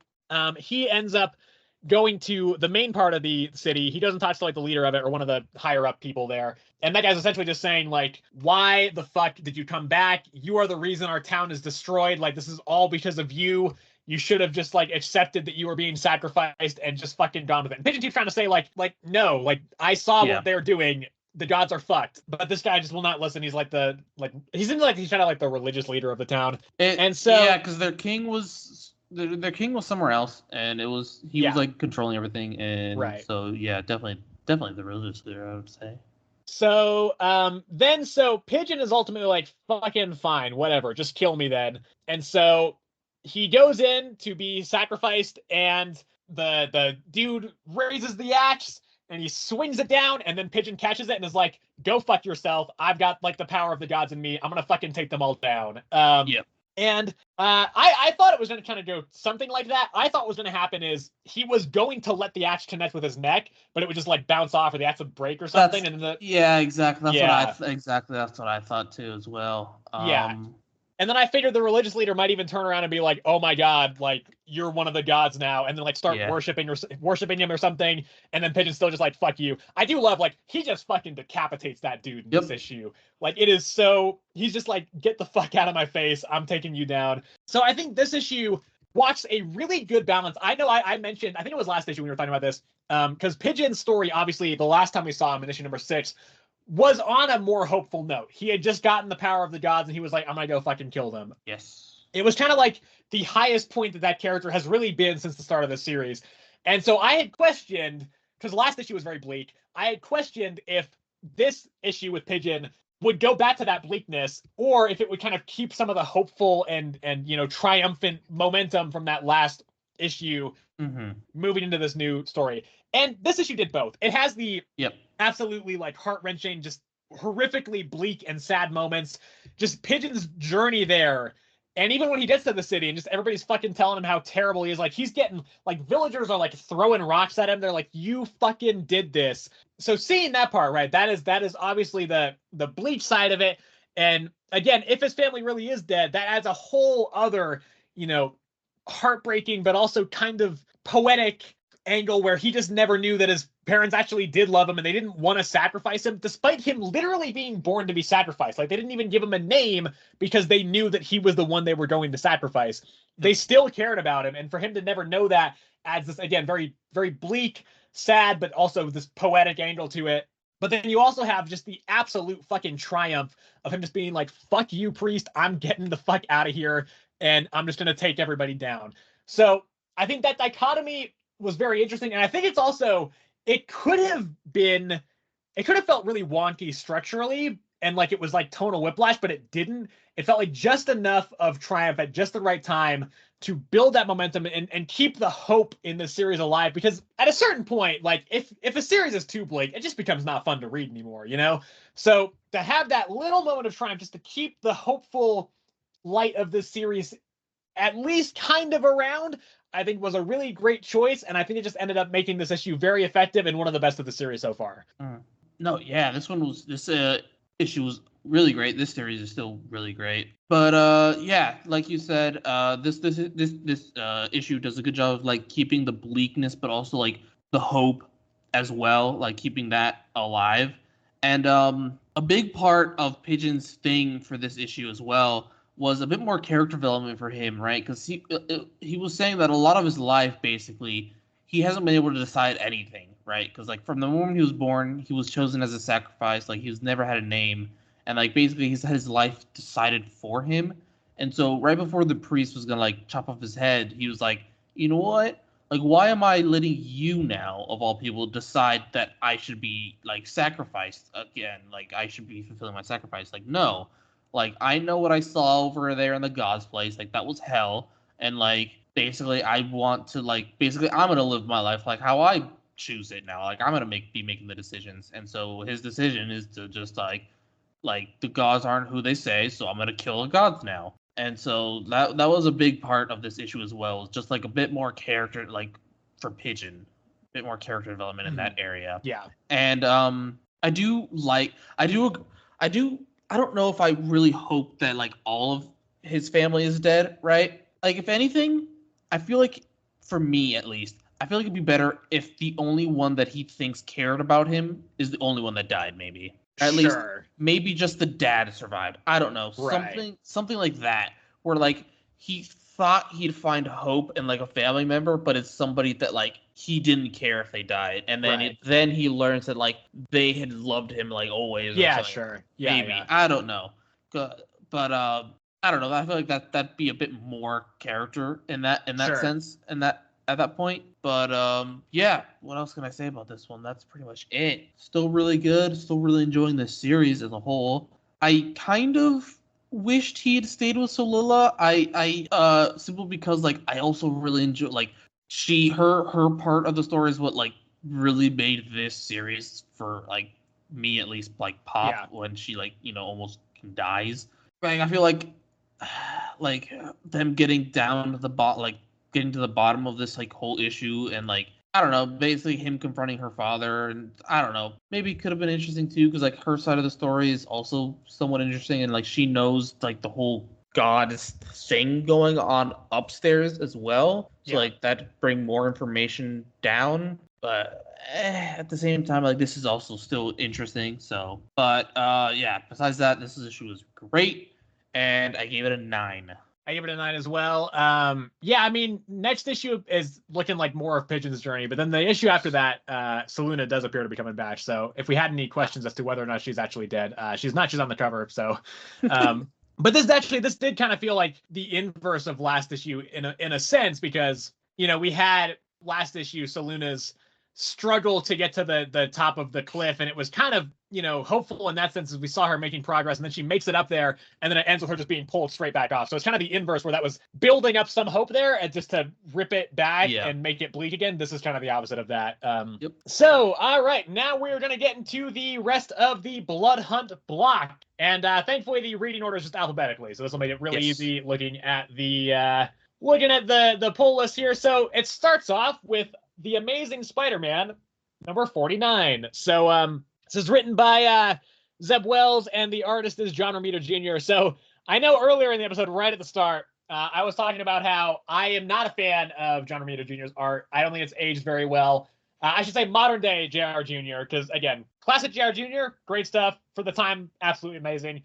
I just don't think it's aged particularly well. However, I actually think the art in this is pretty solid. This is like the best JR Jr. art I've seen in a long time. I think the coloring kind of helps. The colorist here is Marcio Meniz, and I think that the coloring actually really helped that. But story-wise, I think this is good. I know people give this run a lot of shit, and I get why. There's a lot of stuff that I'm not a fan of with this run either. Again, I'm not up to date on it. I'm still 15 or so issues behind, but I think the thing is, like, I think Zeb Wells is a good writer. He wrote the run of Hellions early on in the Krakoan era, and Hellions is just so much fun. Like, it is just such a great, fun series. And I think there have been parts of this Spider-Man run that have been that way. I think, I think the majority of this run I have liked.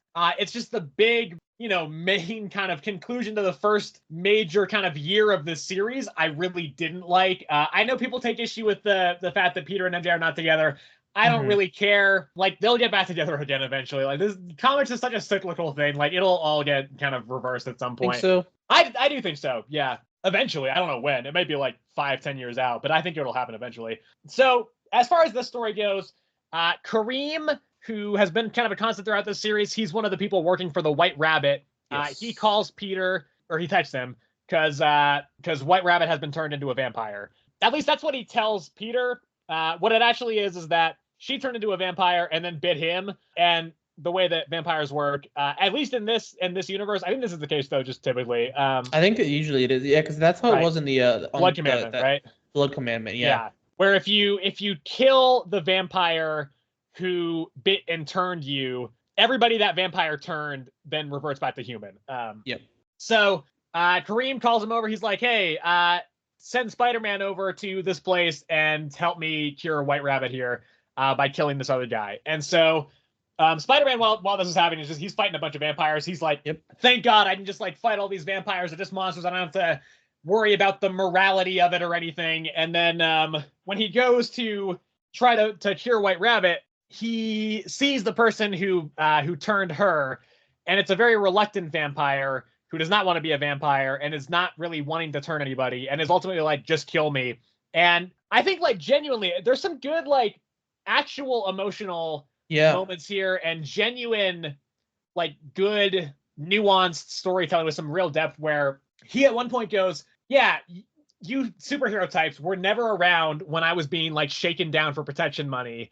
And now that I'm a vampire, you're here to kill me. But he's ultimately like, just do it. Like, I don't want to be a vampire. I don't want to, do this. And Peter's like, oh my God, what am I doing? Like, I was actually just going to kill this guy. And so he's like, no, we'll figure this out. We can, we can find you a cure or something. And then Kareem just shows up and stakes him and kills him. Yes. And so Peter's pissed. And then I think he just goes off to fight more vampires or something. Yeah, because he's like nobody else should be getting her. And then he sees like vampires outside and he just goes on like a rampage, just starts punching everything. Yep. And then he's like, okay, I gotta find a cure. And then the lizard shows up and the lizard is a vampire. I thought what was gonna happen was like Peter was gonna mistake him for being a vampire, but he actually wasn't. He was gonna help Peter come up with like some sort of cure thing. I mean, but if you're sure that he's a vampire, then I think he's a vampire. But I mean, to be fair, I'm just looking at because this issue will lead directly into the Amazing Spider-Man Blood Hunt miniseries. I don't know why they've structured it that way, but that's the way it's going. And issue number 2, the solicitation says Spider-Man and the Lizard need to save Morbius, the living vampire, if the heroes of the Marvel Universe stand a chance of stopping the vampire virulence. So straight off the bat, I just fucking hate so much that they're bringing Morbius into this. I know, like, the movie sucked, yes, but I've never liked Morbius. The comics Morbius has fucking sucked as well for like ever. So I'm just like, why are we doing this? But so anyway, yeah, I liked the story quite a lot. I think this is like a very solid Spider-Man story. It's a very solid, just one-off, story from Zeb Wells. Again, like, I understand why people hate this run so much, but I don't hate the run as a whole, and I don't hate this issue. I think this is a very solid issue. And it's issues like this that are why I don't hate this run. Because I think Zeb Wells genuinely very much has the capability to write good Spider-Man stories. I think editorial probably does not help the fact that this run has not been great. But I think in instances like this, when he's just kind of, doing a one-off story, he can just really showcase his talents. And I think this is a very solid issue. I really enjoyed this issue, especially the emotional like conversation Peter had with that store clerk. You just like really felt it in that one, honestly. Like the man truly did not like which is interesting to me, right? Because he seems to be like the only vampire so far that we've like kind of seen that still has like some semblance of like consciousness. Yeah, right. And at least on the sense of like not an evil murderous vampire. Yeah, exactly. One that was human that got turned recently. Yeah. Like still seems to have like some semblance of like consciousness and stuff like that.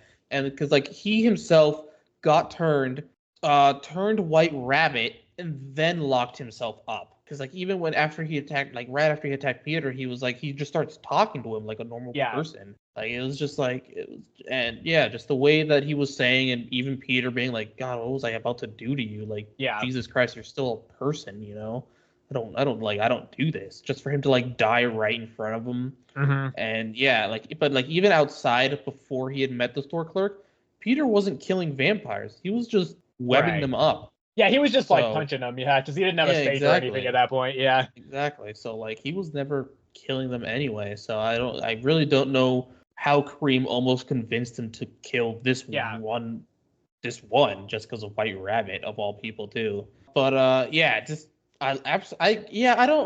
not too far into this one either. Yeah. I know people really hate the fact that Peter and Mary Jane aren't together. I really don't mind that they're not. I understand people are set in their ways on that, but like if anything, I think that builds more character in Peter not being with her, But also like they're married in Ultimate Spider-Man right now, so it's also like we have that version of them as well. And I know it's not like main continuity, but still, it's like there is a version of these characters that are together right now. So yeah, exactly. And so like I don't know, I could really care less. What else? What else was I gonna say about this one? Yeah, no, I actually really like this one. I thought this one was really good. One of the best ones. One of the best Blood Hunt ones we read this week. I'd say. Yeah, this might be my second favorite. I would say, yeah, this was probably my second favorite of. Well, no, yeah. Of the Blood Hunt ones. Of the Blood Hunt ones we've read this week, actually. I'd say this is my second favorite. Yeah, second favorite for me. Yeah, it's second or third for me. Yeah. I gave it an 8. I also gave it an 8. Okay, well, moving on to the Avengers number 14. Now, once I decided that I was going to read Blood Hunt, I actually just went ahead and read 12 and 13 as well right before reading this. So I'm up to date on Avengers again. I figured there's really no point for me to just not read the 2 middle issues right before this. You made me review that by myself for nothing. Listen. At the time, I had not read them. I was still planning to not read Blood Hunt with you. So once I decided to read this, I was like, it's 2 issues. I'll just read it. So I'm back with the book. And I do think this is one of the best issues of the series, probably, which is, it's strange to me. And again, like props to Jed MacKay, who's the writer here. The artist is CF Villa on this again. I think like it is, well, okay. It's interesting because it's like typically I think tie-ins to events are often too like so bogged down in the continuity of it that it often like halts the momentum of the main plot in that book just to kind of try and make room for its inclusion in the event. And to be honest, I think that is why the first couple arcs, or part of why at least, were so decompressed and just felt like they were like nothing was happening. Because like they would have obviously known that they would have been planning Blood Hunt for a while. And so I think it is possible that they just kind of had to stretch, in particular, the second arc out a little bit because they knew that they wouldn't have time to kind of start the next part of the story because it would be interrupted by Blood Hunt. So they were just kind of like, fuck it. That's at least what I think. That could be totally off base, but that was kind of what I thought from this. So as far as this issue goes, it is a totally new team. There's not a single person from the main team from the rest of this book. So we have Captain America Steve Rogers, we have Hercules, we have Kate Bishop, Hawkeye, we have Quicksilver, and we have Hazmat. Very interesting lineup. I would say I really like 3 of the characters on this team. So that was interesting. And I think it's also just like I love just getting like weird Avengers teams like this. Like, you know, I think just a mix mash of right. Yeah, I think that the main Avengers book, like the team lineup, it's good, but it is very safe, I think, for the most part. Yes. And this is just like the weird Avengers team. Like this reminds me of the very first Avengers lineup change. It was called Cap's Kooky Quartet. And it was just Captain America, Quicksilver, Scarlet Witch, and Hawkeye. And that was it. And at the time, like Quicksilver and Scarlet Witch and Hawkeye really too had only just like all like just been introduced. It was a very weird lineup for the time. By the way, I hate that era of Avengers. I don't think it was very good, but I do think like interesting team lineups like that are really fun. I think as an Avengers fan to just read stuff like that. I think they're all written pretty well. I just have an inherent dislike for Quicksilver. He's just fucking annoying to me. He's kind of an asshole all the time. But I love Hercules. I always love it when he's on the Avengers. I just think he brings some really fun energy to it. Yeah. It is strange because like he is pretty similar to Thor, but I just get like a different vibe from him for some reason. I don't really know why. It's a very different vibe, I will say. Yeah.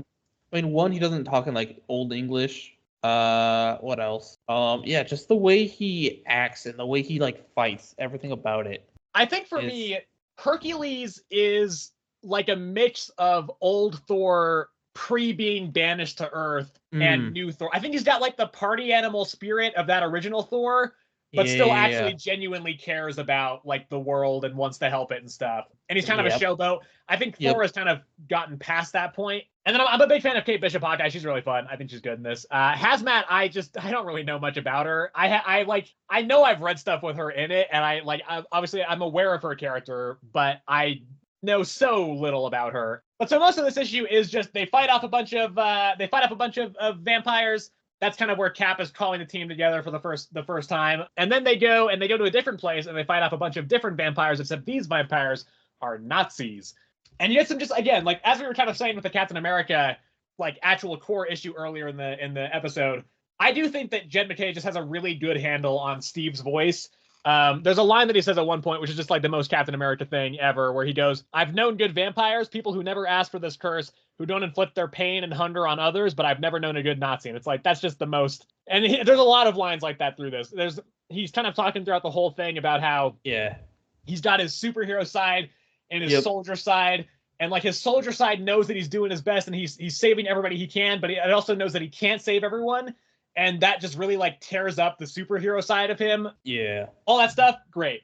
And then they fight a bunch of vampire Nazis, and then they get vortex beamed up to a helicarrier full of Nazi vampires. And the leader is Baron Blood. And I don't know who that is. So yeah, I don't. But it's played like a big reveal. Obviously Steve knows who it is. Yes. But yeah, I didn't really know anything about it. But yeah, I think this is good. I think I do think like the banter and the interactions, it's decent. I don't think it's necessarily quite to the level that I would kind of still like, but I think it's better than a lot of the other stuff. They are fighting together. We don't get a whole bunch of like really, really like interconnected teamwork stuff between them, but there is one moment that I really liked that I think was the best example of this, where Hazmat asks Hercules to throw her. Yeah. And he's like, "Throw you? I mean, I guess why not?" And then he just and he does like a fastball special with her. I think that stuff like that is really fun. But I should say there's not quite the combo moves between characters that I really like to see in this sort of stuff. But I do think like the uniqueness of the team and the decently solid action, and I think also the fact that while we do see the inner monologues of all the characters, it is still kind of squarely focused on Cap. I think that kind of grounds it a little bit and adds a sense of completeness and kind of tonal consistency throughout the issue that I think really worked in his favor. And I think as a result, I do think this is one of the best issues of the series. And I think it's also, again, this is somewhere in the top 3 of my favorite Blood Hunt issues this week. So I think this is a very solid one. Yeah. This one was great. I just like the fact that like they have Cap mentioned this, and like I don't remember if it was if he like said this out loud or if it was just inner monologue.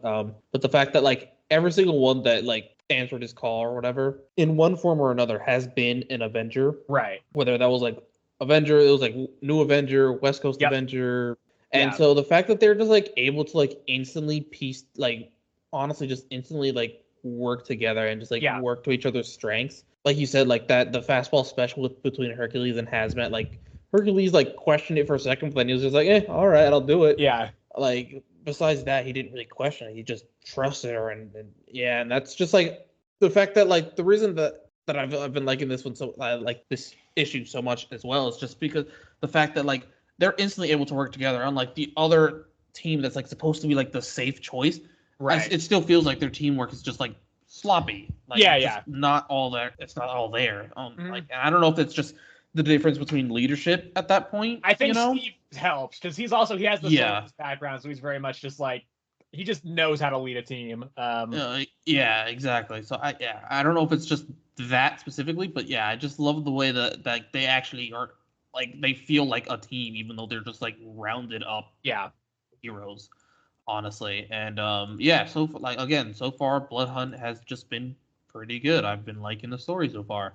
It hasn't felt like a slog yet, even though we read 7 issues this week. Right. Well, it felt like a little bit of a slog for me towards the end of this. some of the I think it was like specifically the last 2 for me have been were not good. But so far so good, man. I'm liking this. This is good. This issue, I'm gonna give it an 8. I'm gonna give it an 8 as well. Yeah.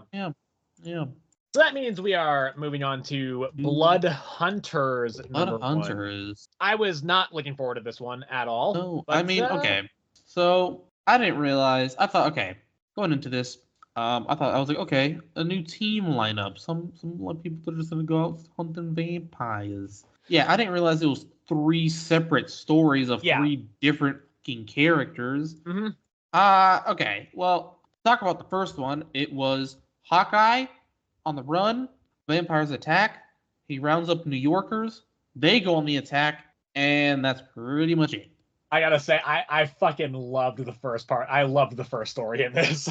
You liked the Hawkeye one? I loved the Hawkeye one. Yeah. I not sure how much I liked it. I don't like his mustache. That's fucking weird. It's not as bad. It's not as bad as Johnny Storm's. I will say that. I don't think it's as bad as Johnny Storm's. Johnny's is like full on handlebar. His doesn't look good, I will say. I feel like Johnny's though fits his character so much more than this one fits. Like, I don't know. Clint and Johnny, I think, are more similar than you think they are. At least comic Clint is pretty. I mean, this felt to me very much like the tone of the Matt Fraction Hawkeye run, which is by far the best Hawkeye run that I've ever read. So I was really into gotcha. that. Yeah. I don't know, man. I hated the mustache and the whole like basically like sucking New Yorker's dick the entire comic. Honestly, being like, yeah, we're the best.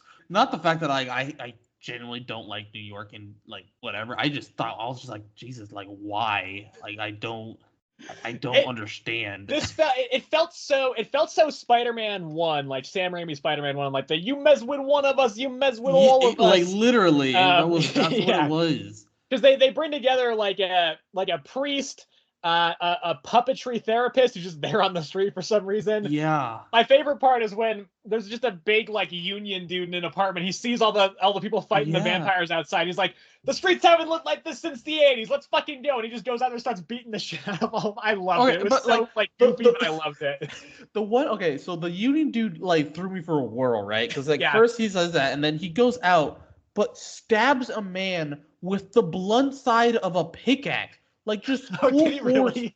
Like he had a pickaxe, sharp ends both sides, and he thrusts the flat top through the vampire instead of stabbing him with it. Like why? Like how weak are these vampires? They could just shove an entire fucking blunt side of an axe through them. Yeah, like, I didn't catch that. I was like, what the hell is going on here? Oh man, yeah, the first one didn't do much for me. That was my favorite by far. Straight up, I would give the first story a 9. Oh my god, I loved it. Ridiculous. I really liked it. I thought it was really funny. I really liked it. Oh my gosh, wow. Yeah. First one, I'd probably give like a 7. Yeah. I'm also just gonna throw in there really quickly. I didn't mention this. We have it. So the writers on this, we have Mark Russell on the first one, Christos Gage on the second, and Erica Schultz on the third. And then the artists we have. So we have Bob Quinn for the first one. We have Javier Garron for the second, and we have Bernard Chang for the third. The second one here is a Man-Wolf story. Anybody who doesn't know, Man-Wolf is the son of J. Jonah Jameson, who went up to the moon, found a moon rock, and then it turned him into a werewolf. So this one, I think, started out well. Mm-hmm. I didn't love the ending because it was so just like, you're the best, Dad. Yeah. Like, let's go. And I was just like, oh, God. So, but it was mostly just like, John just goes and fights some vampires as Man-Wolf. Jonah keeps like calling Peter to be like, hey, where, get down here, you fucking web crawling menace. And like, it's just kind of that for the whole thing. And then like, ultimately, John gets kind of pissed with Jonah and is like, I'm leaving. And he just leaves Jonah on a fuccking park bench somewhere, which is like so stupid. Like, why the fuck would he do that in the middle of a vampire apocalypse? And then like 5 seconds later, 3 vampires come down and they're like, let's fucking get this guy. So he kills all the vampires, and then he and Jonah have a heart-to-heart where Jonah's like, the only reason I'm calling Spider-Man so much is because I want him to be in danger and not you, and not that I just don't like you anymore. I'm just like, oh God. I think it was fine up till that point, but I was just like, I don't know, it was a little bit much for me. Third story is Dagger is looking for Cloak, and she ends up like fighting a bunch of vampires who used to be, I think, like drug dealers. She just fights a bunch of them, and then she fights a barista who she really liked, and made the best coffee in the world apparently or something. And then Elsa Bloodstone just shows up and kills that barista who has been vampirized and is like, let's fucking go. We're gonna be the Blood Hunters now. And that's the one that's going to continue through the rest of this series. The first 2 were just standalone things. For me, again, I loved the first story, and that probably is boosting this for me a little bit. Because for me, I think I would go like 9 for the first story, 7 for the second, and like 6 for the third. I do think they got worse as they went along. I think they're all fine. I don't think any of them are particularly bad. But this is more the kind of generic like event tie-in stuff that I'm not the biggest fan of, at least the second two stories. So again, I think they're all fine, but I don't think, again, aside from the first one, which I really, really loved, I don't think the second two were just kind of all that much of anything. No, yeah, it's like you said for the second one at least. Like I liked the beginning. It was when it started getting like super sappy at the end. Yeah, I was just like, why? Like you had a good, like honestly, we had a good thing going here. Yeah, like man wolf going ham on some vampires. Yeah, that part was good, and then it got all sappy with like Jonah being like, "I love you, son." It's just like, bro, what the? Yeah, like this is not where this needs to happen right now. Yeah, you know. Right. So yeah, up to that point, I was actually quite liking that man wolf one. And then the dagger one.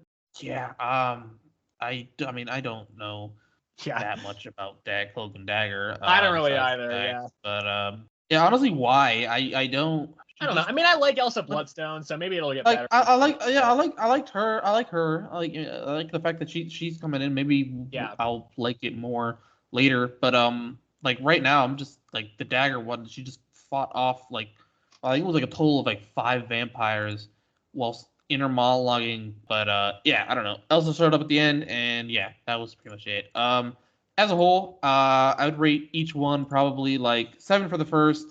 Like I said, I'd probably do like 6 and then 5. So probably like overall rating, I'd probably just give it a 6. I'm giving it a 7 overall. It was it was fine. Yeah, I did. I mean, you know, eventually with Elsa Bloodstone in the mix, it looks like Werewolf by Night is going to get its own Blood Hunt one shot as well. Which I saw that. I hate that character. I hate that fucking I know character. You hate that one. Although, what's the difference between Man Wolf and Werewolf by Night? Werewolf by Night is like a traditional werewolf. Except Werewolf by Night is like, first of all, I just think Werewolf by Night is just boring. But I want to be clear, I don't like Man Wolf either. I just want to say that straight up. I've never liked Man Wolf in the comics either. Werewolf by Night though, like, so yeah, Werewolf by Night is Jack Russell, which is immediately like, why 70s writers? Why the fuck did you do that? But he like inherited like a genetic curse, which meant that when he turned 18, he would start turning into a werewolf for 3 nights every month, and it was because of the Darkhold or something. It was a really weird, like, so I don't know, but I just think he's boring. And that Werewolf by Night series just sucked. Even that's the first place that Moon Knight ever showed up in the comics. I just fucking hate that Werewolf by Night series. Anyway, moving on, skipping Doctor Strange, we already talked about that. We're gonna move on to Dracula Blood Hunt #1. This is another one I really did not expect to like at all. It's written by Danny Lore. The artist is Vincenzo Caratu. So here's the thing. I would say it is definitely a Dracula story, but it's kind of it's a Dracula and Bloodline story, which for anybody who doesn't know, Bloodline is the daughter of Blade. Her name is Brielle Brooks. So keeping that classic comic book alliteration there. So the reason I was not looking forward to this one is because I had only ever read one other Bloodline appearance, and that was in the first issue of the Bloodline Daughter of Blade series, which was written by this same writer who wrote this issue. And I fucking hated that issue so much that I instantly dropped the series. So I just was not expecting to like this one, because it's written by the same writer.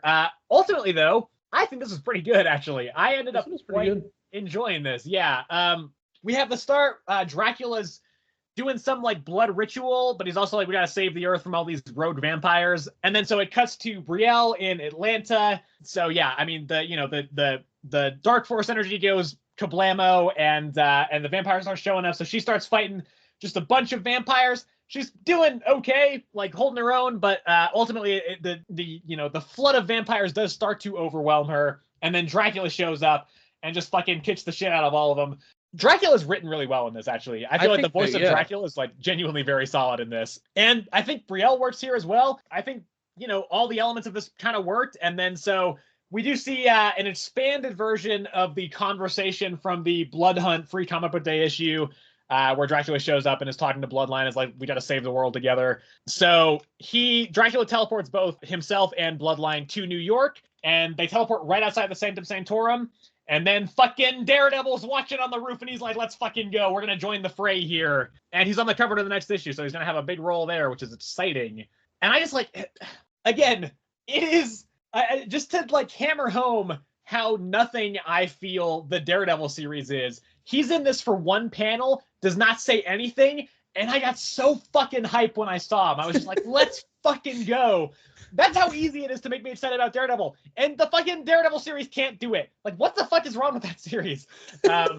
So, anyway, I liked this issue quite a bit. I was surprised too, but I ended up quite liking it. I don't think it was too dialogue heavy, which is something I was worried about. Dracula felt like he was monologuing, just the right amount. It didn't feel over the top, but it also didn't feel like it was, out of character and not monologuing enough.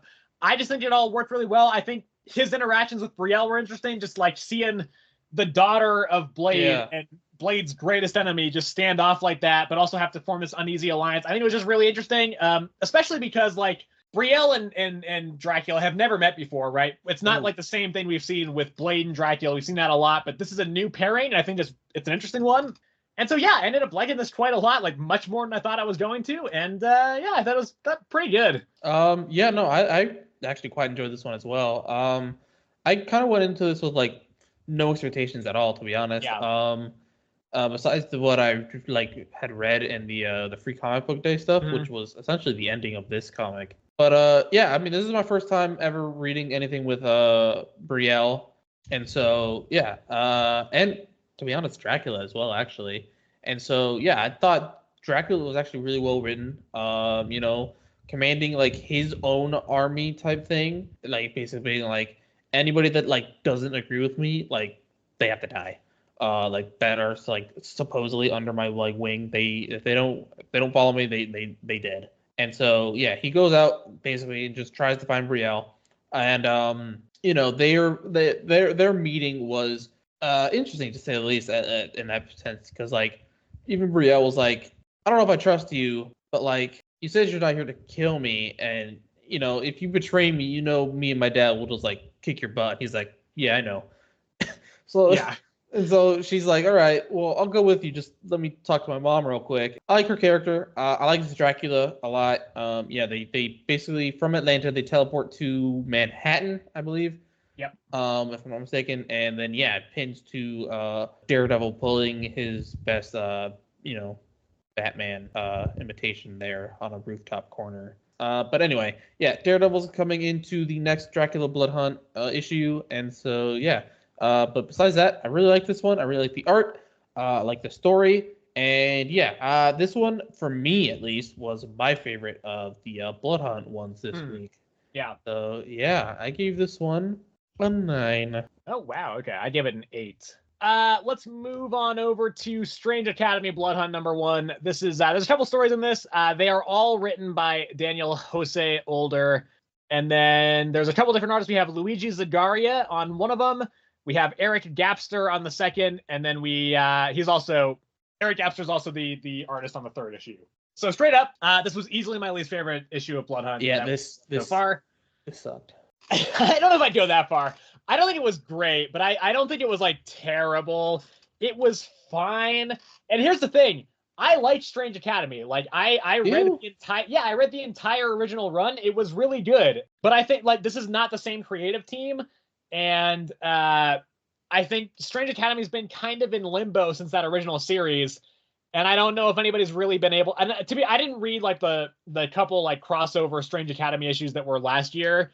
But I would expect it was a similar thing where it just has not really managed to, I don't think they've done anything interesting with these characters since that original series. So in this one, we have the Strange Academy gang going on like a guided vampire tour of New Orleans or something. We also have I believe a new character with Pia.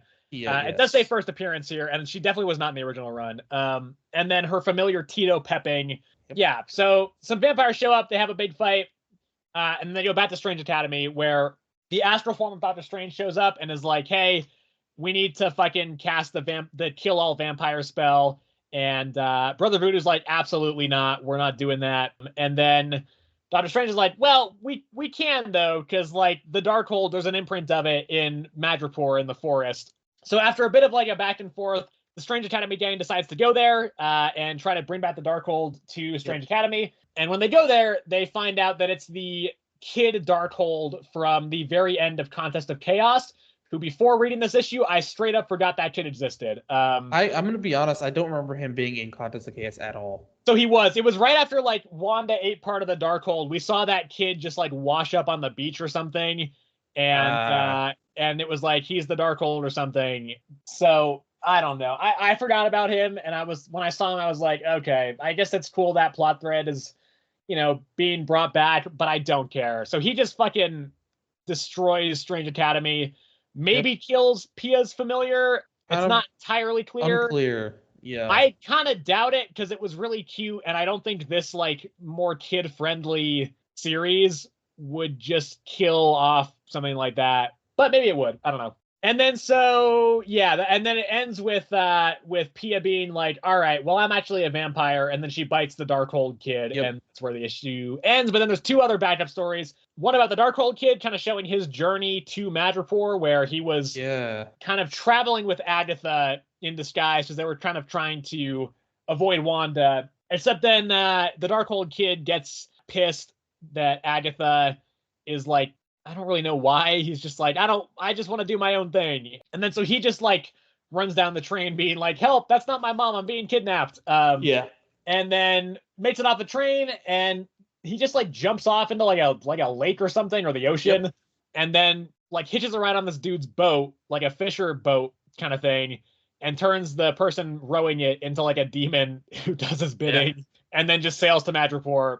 And then the third story is the origin of Pia, where she ended up saving somebody from a vampire, except in the process got turned herself. Actually, she saved Tito, right? I don't know. I don't think so. I think like Tito was definitely there. I thought that was who she might have been saving. Either way, doesn't matter really. But she saved somebody from a vampire, ends up getting turned, and then Brother Voodoo finds her, and then Tito Pepping goes and like kind of bonds with Pia and is able to like protect her from the sunlight. And then Jericho's essentially like, do you want to come to Strange Academy? And that's where that ends. And it's okay, but I don't know. Again, like I like Strange Academy. I like these characters for the most part. But I think like they didn't have like their fun personalities that they had in the original book. It just felt like kind of nothing to me. I was just like, I don't really care. None of this stuff was stuff I was really all that interested in. Like the Darkhold kid coming back, fine, I guess, but I had forgotten that plot point was a thing. Yeah.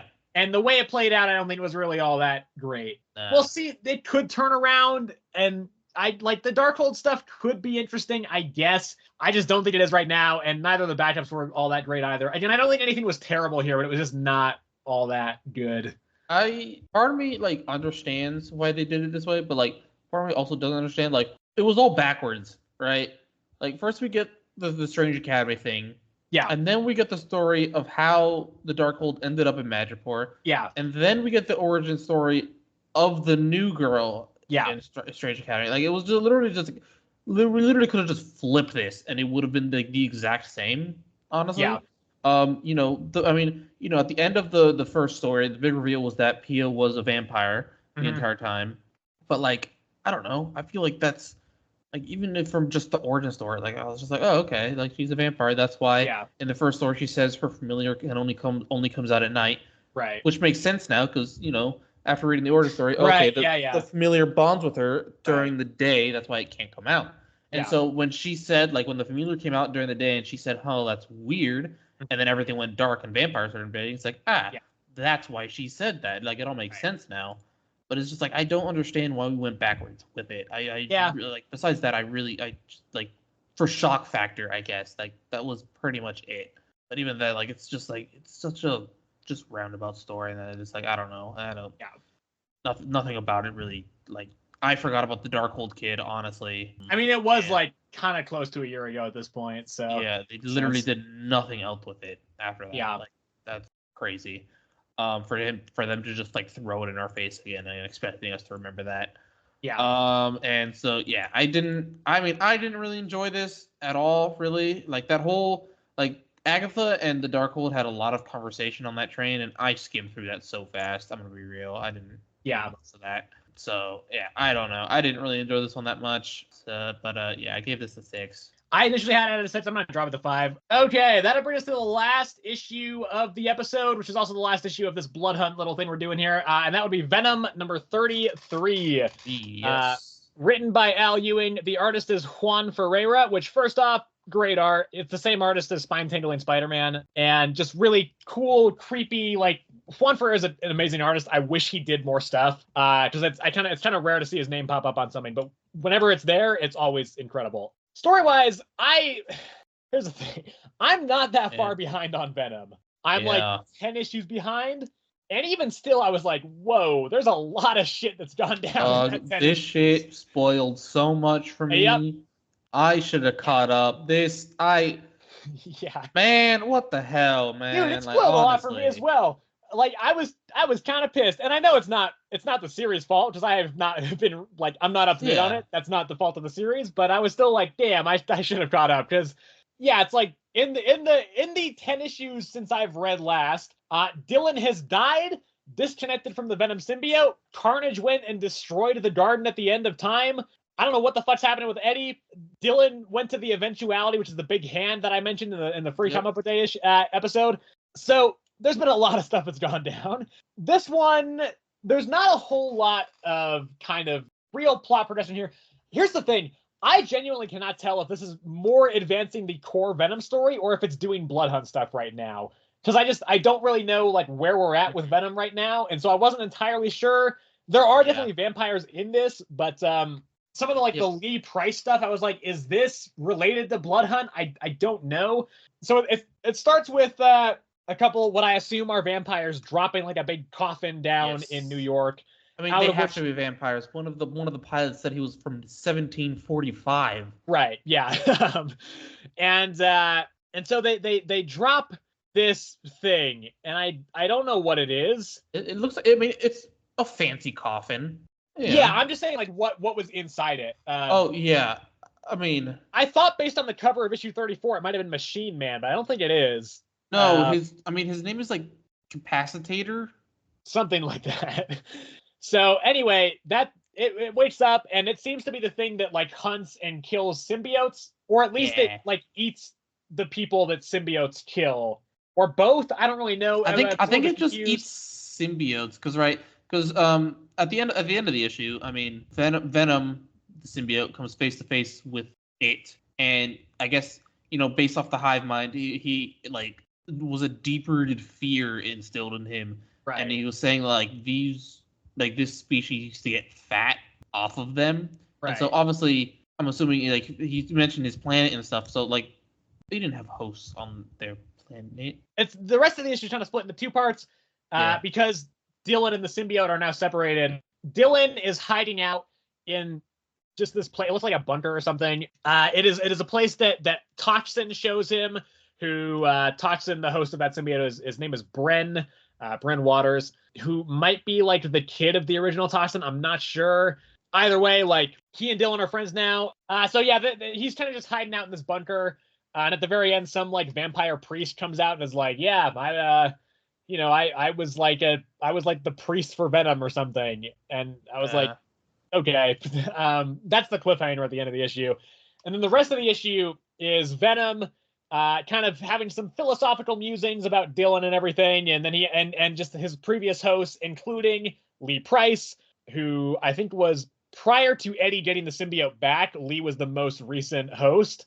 Or I should say, prior to Dylan, Eddie had the symbiote before. That was when he got the symbiote back. I think Lee was the person before that. So it's been like, I don't know, like 8 years since that happened or something. But regardless, he died because he ended up bonding to Mania, who is another one of Venom's kids. Venom, we talk about the Flash having too many kids. Venom has a shit ton of kids as well. But they all die in the end. Yeah, but also they're all like just bunches of goo, and they're not much easier to tell apart than the Flash family. So Venom ultimately goes to visit Lee's grave, and he's like, maybe I can bond with him again. And then we see Lee rise from the grave, except he's like a zombie, and he's also like kind of got some symbiote stuff on him. I think it's kind of unclear. It looks like he kind of pulls some of Venom onto himself. He was about to that's when Venom realized he was like, I don't have a host, so I can just like morph into whatever shape I really want, and Right. nothing would happen. And so he like is about to, but like then Venom just like dodges. Yeah. And that's when the capacitator. Yeah. That's what we're calling him at this point. I really sure. I don't know what his name is, so that's good. That's as good as any. Yeah. That's when he shows up, and yeah, that's a cliffhanger for that side of the story. And then the other side of the story was that that vampire priest with Dylan. Yep. I don't know who that is.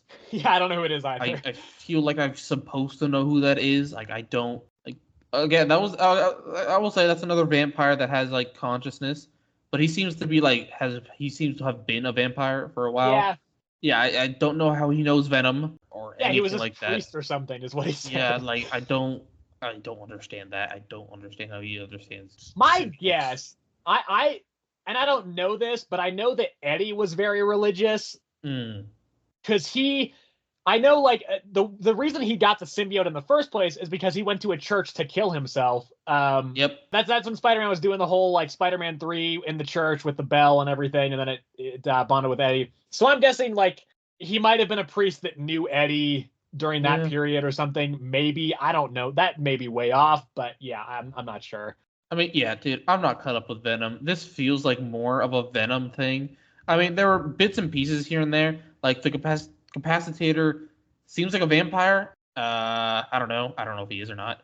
Realistically, I mean, he was buried in a coffin, so that's very vampire. I mean, on the cover of 34, he does have big vampire chompy teeth. So yeah, exactly. But anyway, it's like it moves along both in a sense. Like I feel like, but if anything, I feel like it moves along the Venom story more than Blood Hunt itself. Yeah. Because like Capacitator I feel like is like purely symbiotic. He's like literally just like I feed on symbiotes. The only like vampire thing was really the pilots, but they didn't really do anything. But everything else was like pure just Venom story that I'm not caught up with, and it just spoiled for me. Yep. So like that sucked. It sucked. Yeah. I didn't understand shiz. I don't understand it. Anyway, besides that, yeah, I didn't understand the story, so I didn't like it that much either. I guess. Oh yeah. Fair enough. I liked it. I just like Al Ewing's writing generally, and I think it's written well for what again, I didn't really know what was going on either. I probably knew more than you did. Yeah. But not by that much. I think a lot of the stuff it was making mention to was pretty recent, because I did not know a lot of that. And I also do think the art just looks really, really great. I will give it to the art. The Venom being alone by himself, basically like just like contemplating like him about to die essentially, because he doesn't have a host. And just like him, like his like form just constantly like basically like falling apart in a sense. It looked very good. Like they did a really good job with that. And so yeah, upside to this was definitely the art. Downside was the story. To me, made no sense really. I don't understand what's going on at this point, and that upsets me. But overall, I'll give it a 6. I give it a 7. And that will wrap it up for this episode here. Next week, it is definitely a much lighter week than this one. There's still some stuff to go over, though. We have the next main part of House of Brainiac in Action Comics number 1065. Also, the Green Lantern issue 11 is next week. That has a House of Brainiac tie-in backup story. We've also got a little bit more Blood Hunt stuff. Nowhere near as much as today. We have just one issue of Blood Hunt next week, which is the Amazing Spider-Man Blood Hunt miniseries premiere. So kind of, I guess, following Peter and the Lizard as they go and try and find Dr. Michael Morbius. Yep. Okay. Anyway, Blue Beetle is also next week. That series is apparently wrapping up in 3 issues. So that's kind of a bummer, because I think it's been pretty good. And I would have liked to see how it develops, but I'm going to stick with it. We got 3 issues of that left, including the next issue. We also have the conclusion of Dark Ride, finally. That series has been all over the place with its publishing schedule, but the finale is here. So we will see how that goes. We also have an extra-sized one-shot Doctor Doom comic written by Jonathan Hickman, who is obviously one of the most interesting writers, I think, at Marvel, just period, right now. That is very interesting to see how that's going to go. Apparently he's going to be fighting Galactus there, so, that's cool and all. Then we also have the 3rd issue of Napalm Lullaby. I am very close to dropping this. If this issue does not kind of really, really hype me up, this will probably be the last issue that I read of this. Then we also have the next issue of Redcoat. I was not really looking forward to that first issue that much, but I ended up quite liking it, so I'm kind of looking forward to this one. We also have Suicide Squad Dream Team number 3. That series is going to be wrapping up soon. This is the one that's leading up to Absolute Power. And then we also have Ultimate X-Men number 3, which again has been pretty good so far. So yeah, anything you wanna shout out on yours? Another great comic coming out again. Another issue of What If Venom. God damn it. Yeah.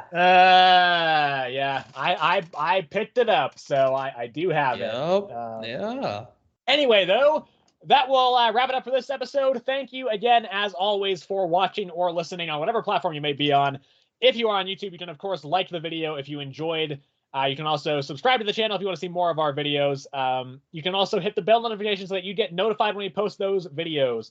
If you would like to let us know what some of your favorite comics are, some of the stuff that you've been enjoying as you're reading, you can do so in the comment section of this YouTube video, or you can also go over to our email address, which is earthsmightiestcomicspod@gmail.com. That is all one word. You can email us over there and let us know what you think about comics on that side as well. And if you are listening over on Spotify, you can also follow the show over there so that you hopefully do not miss any future episodes of the show on Spotify as well. So, yep, again, as always, thank you everybody for listening or watching. We appreciate it, and we will see you all in the next episode.